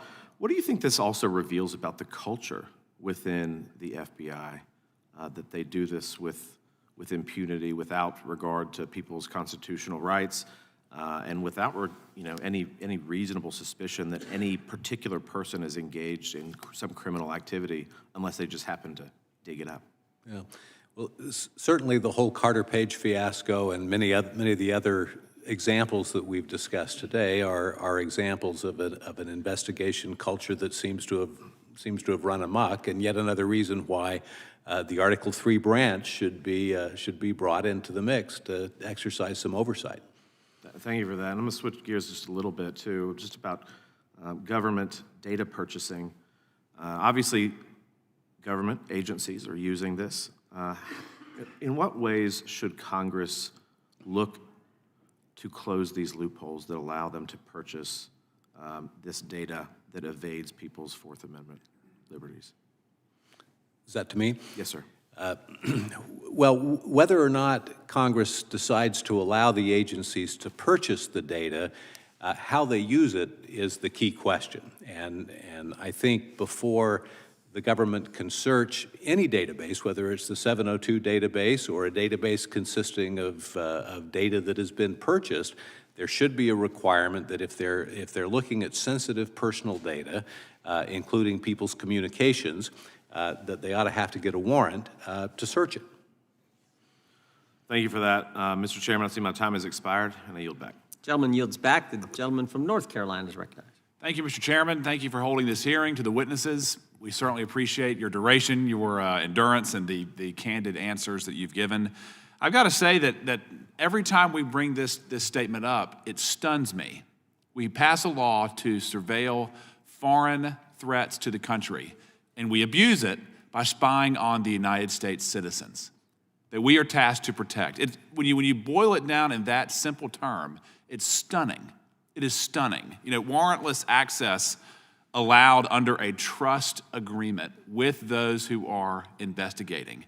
This comes from someone, myself, who worked with agents. I worked with the law enforcement professionals all over this country who are very proficient at investigating. I was proud to do it. I was honored to do it. But I must say that this particular sect of the law is entirely too secretive. It's entirely too bureaucratic. There is absolutely no disinfectant of the bright lights of a courtroom that people have access to. And when you look at kind of the construct, plainly speaking, with this power, it enables the investigators to target people, not criminal behavior. And that is the inherent danger that I see here. And when you open up just the documented abuses, again, even the documented abuses, we receive in a report, and we trust that those are all the abuses, right? That's to me, again, a very problematic posture. But some of the abuses include intrusive searches for nefarious or creepy reasons, right? Personal reasons, from bureaucrats who are nameless and faceless, who have not been fired or punished. Some of these intrusive searches are for political motivations. Again, see Carter Page, right? And there's no disinfectant of the bright light. When I was doing these investigations, we would observe criminal conduct. We would seek authority to get the information, and then we would get the warrant, right? Then once the information was in hand, we would go through it to determine what charges, if any, would come forward. So with that as my basis, let me just ask, is it a problem that the information is already in hand before any warrant is ever needed in the process? Mr. Sher. It is a problem. It's probably inherent in the whole Section 702 collection process and in the legitimate need to engage in surveillance of foreigners. But it's a problem that is, I think, easily solved with a warrant requirement. Before the information can be queried on individual Americans, then there needs to be a warrant in place. Well, that's getting to the root of my problem. Yeah. The query is a fancy word for search. Correct. There's no way to prevent searches in the back channels of a deep government bureaucracy, correct? There may be no way to prevent them, but there's certainly ways to deter them. Sure, but we're not doing that. But again, you have a pot of information in the back channels of bureaucracy, and we're trusting them not to abuse access. Is there a way to preclude access to that information without a warrant? Not that I'm aware of, which is why That's a my warrant problem. requirement is so important. Yes, that's my problem. Is there a way to preclude, or is there a way to gauge whether or not there have been queries if they want to hide those queries? They being the FBI. Yeah. I'm not sure there's a way to do it. Mr. Tolman? No, my concern is if, for example, take the analogy that the searches are large boxes in an Amazon truck, right? And if the FBI knows that each box has multiple individuals in it, my concern is they'll say, we're only going to search this box where the target actually is, but there's multiple individuals that deserve protection under the Fourth Amendment, and we don't get to when they're searching those. Right. You were raising your hand, ma'am. Yeah, I mean, you raise an excellent point, which is if they collect pretty much everything, any of these back-end protections, including the requirement to get a warrant, are going to be imperfect necessarily. That is a very good reason to limit the collection on the front end, and one of the reforms— I mean, just so people know, we would have evidence that a criminal actor was using his or her cell phone. We would ascertain the number through investigative means, and then we would apply for a warrant to get location data, who they were calling. And then if need be, the most intrusive search was a Title III wiretap. We had to bend over backwards to demonstrate the need to get the information that the government right now is collecting en masse with no warrant. It's really astounding to me. And if there's no way to protect abuses, against abuses, I wonder what the solution is. And I'll turn it over. If you could go down in sequence, starting with you, ma'am. What are ways that we can protect that information in addition to the warrant requirement? Well, what I was going to say is that the initial scope of surveillance right now is too broad. Any foreigner can be targeted overseas under this broad definition, extremely broad, of foreign intelligence. And what that means is foreigners who there's no evidence or reason to believe that they pose any threat to the United States or their interests, they are subject to surveillance. What that means for Americans is that the pool of Americans' communications that can be incidentally collected is enormous. And it's likely to be these innocuous conversations. So refining the foreign targets at the front end would be an enormous protection for Americans. And that is something I talk about in my written testimony. Thank you. Briefly. Yeah, I would just say what Liza said, refining down the scope of surveillance. And then I know Risa already did this with reducing the number of FBI agents that had access to that database. I would say exploring how we can go and further reduce that number. Chair Jordan mentioned 10,000 before. Shared custody of it. Yeah, exactly. Something. Yeah. Share. And I agree with those comments. I would say perhaps we establish something like the taint team. You recall how we utilized that, where we would not allow those access to documents and data that might be violative. Perhaps there's a layer that could be put in there that would prevent investigators from actually looking at the data until they've satisfied those protocols. Mr. Chairman, I yield the balance of my time to the representative from Texas. Thank you all. The gentleman from Texas is recognized for 5 minutes. Thank you, Mr. Chairman, and thank you to the witnesses for taking the time to be here and for your expertise. I entirely associate myself with the great line of questioning from my friend, Mr. Knott, in North Carolina. But want to begin and just kind of break this down really quickly on a basic level. Ms. Guitein, what is the Section 702 database? It's not a single database per se. Section 702 enables the government to collect the communications of certain foreign targets, which is pretty much any foreigner, if the government has a foreign intelligence purpose, and to collect any information on them, including all of their communications, and that includes communications with Americans. All of that gets fed into various different data systems that different agencies have. And how vast are these data systems? In other words, what types of information is being collected and about whom? Right, so we have very little public information about that, but in 2011, which I think is the last time this particular statistic was reported, there were 250 million communications, internet communications obtained.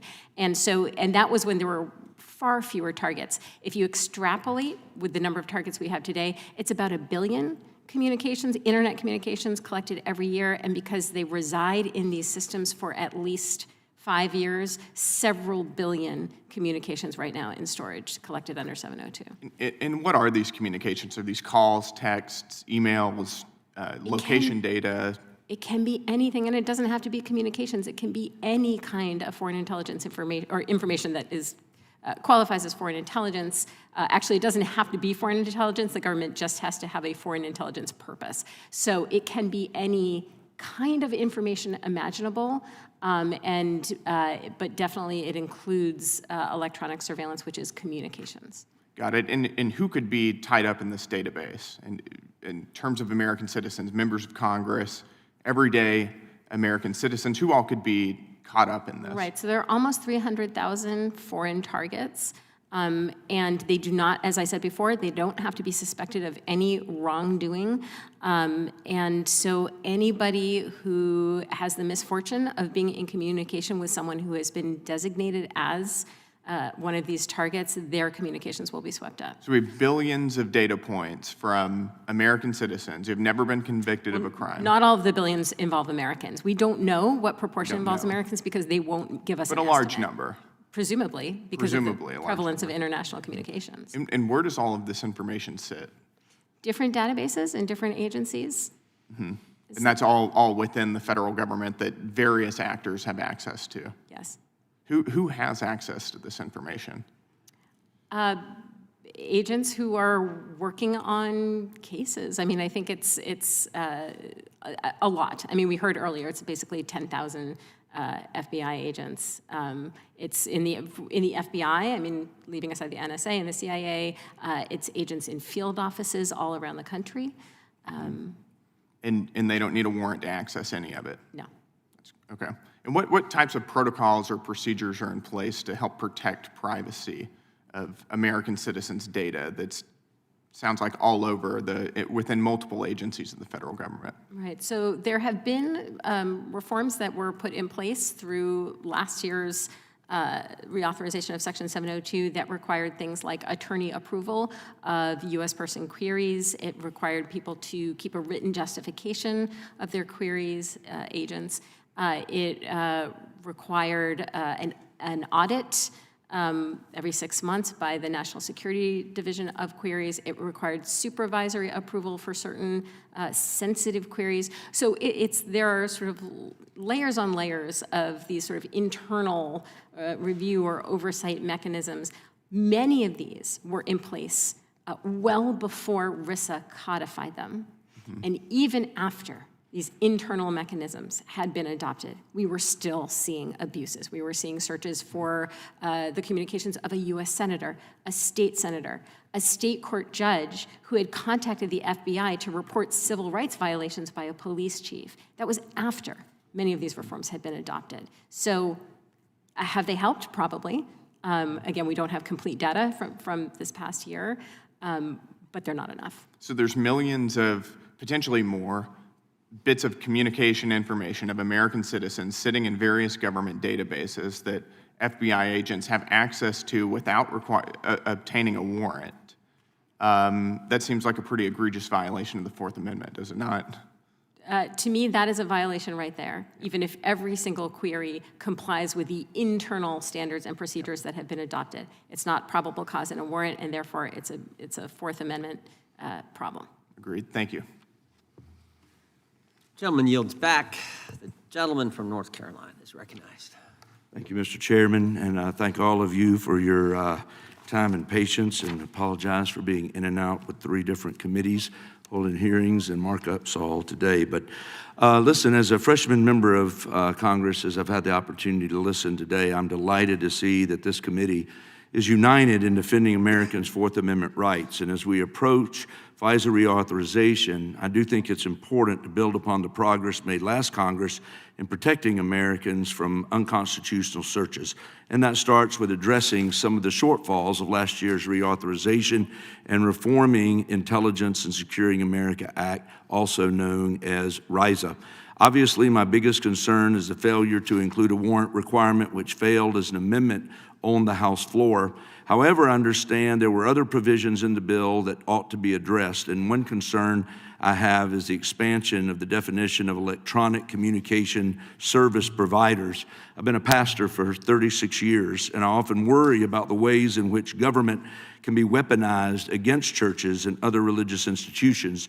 So, Mr. Sher, does the expanded electronic communication service provider provision in RISA mean that even churches and other places of worship could be demanded to facilitate the warrantless surveillance of their people? I believe so. I mean, if you look at the requirements for being considered an ECSP, an electronic communication service provider, most churches are providing Wi-Fi service to their parishioners when they come. My church does. I suspect your church does.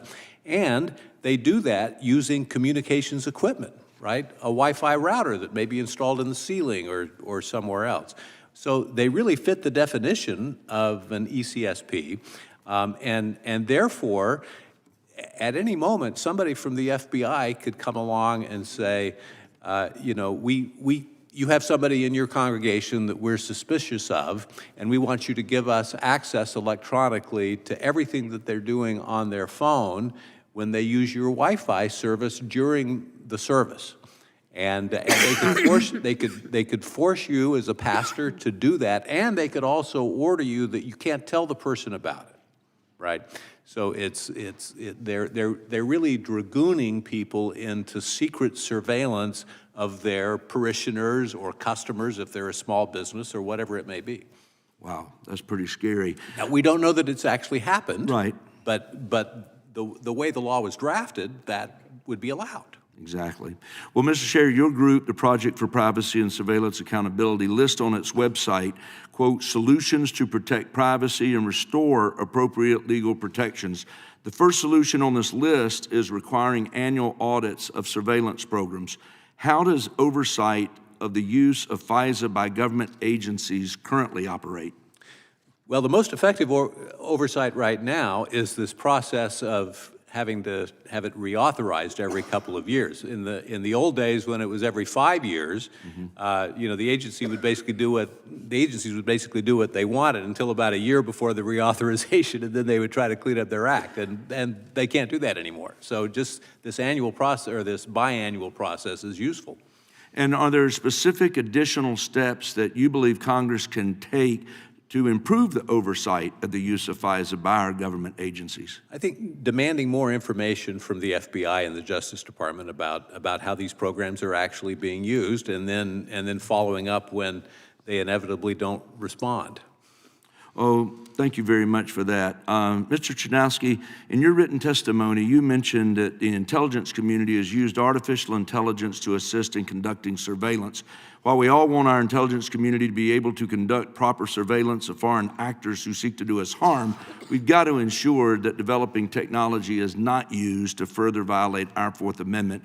In just the last few seconds we have left, what steps would you say that Congress can take to ensure law enforcement uses AI in a way that respects Americans' Fourth Amendment rights? Absolutely. Thank you for the question, Representative. I think that we don't want to necessarily deter agencies from using new technologies to help them carry out their public mission.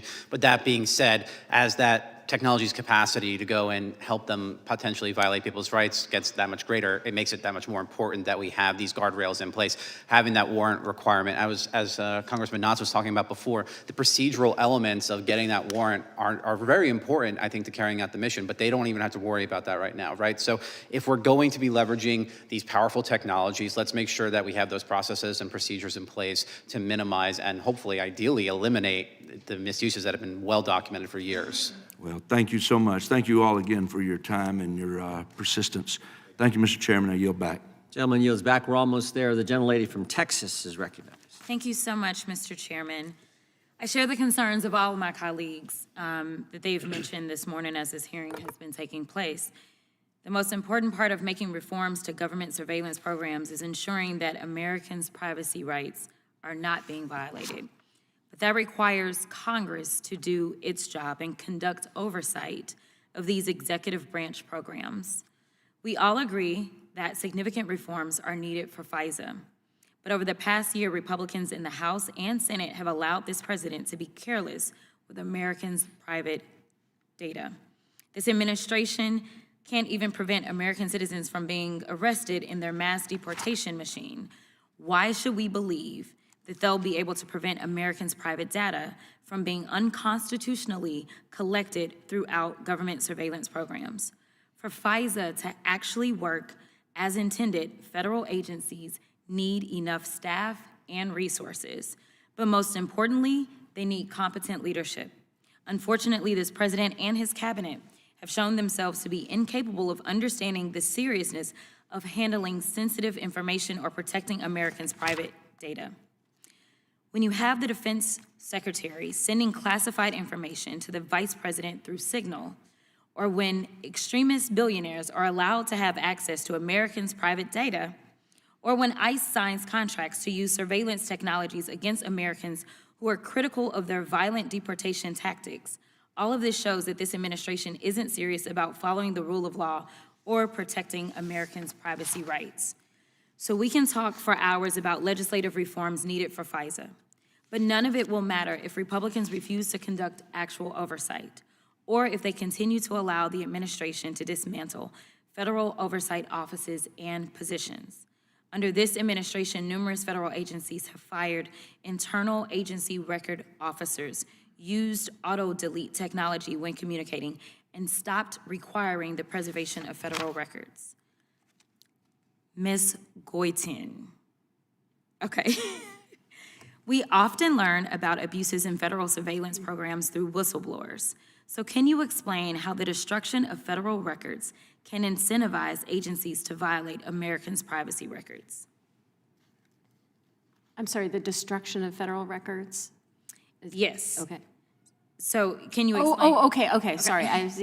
My apologies. I'm following you. Yes, I think there's reasons why there are records retention schedules in the law, and it's because this is the official record of official action. It is needed for all kinds of purposes. It's needed for continuity over time with other administrations. At times it can be needed for litigation, but it certainly can be important to reveal misconducts, fraud, waste, abuse, whether through internal oversight channels, whether through oversight by Congress or the courts, or through whistleblowers. So yes, it's important to preserve federal records in accordance with the preservation schedules. Thank you so much. How have unchecked surveillance powers historically been used against marginalized groups?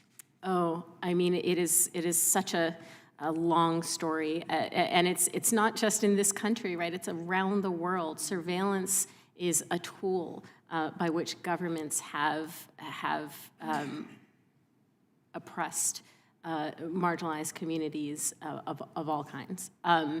In this country, during the Cold War, there was widespread spying by the FBI, the CIA and NSA, and their predecessor names for them.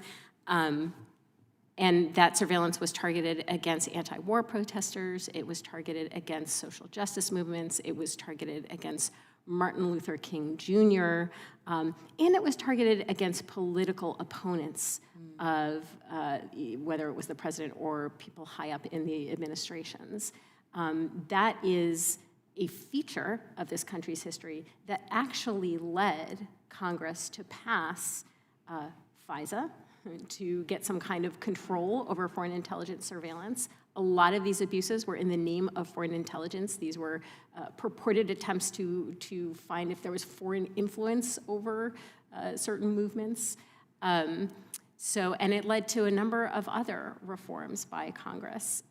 The problem is that since then, and especially since 9/11, some of the protections that were built into the law, including FISA, that were meant to deter this kind of spying on based on politics, race, ideology, religion, have been stripped out.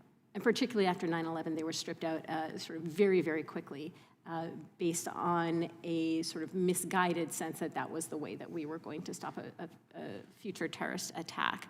Thank you so much. And as a result, we're vulnerable once again. I'm sorry I took so much time. No, that's okay. Thank you so much. I appreciate you. And with that, Mr. Chair, I will yield. Generally yields back. Well, thank you all. Seems to me everyone is probably in this giant database, wherever it may reside. We have tried reform after reform, and while helpful, it never seems to fully correct the problem.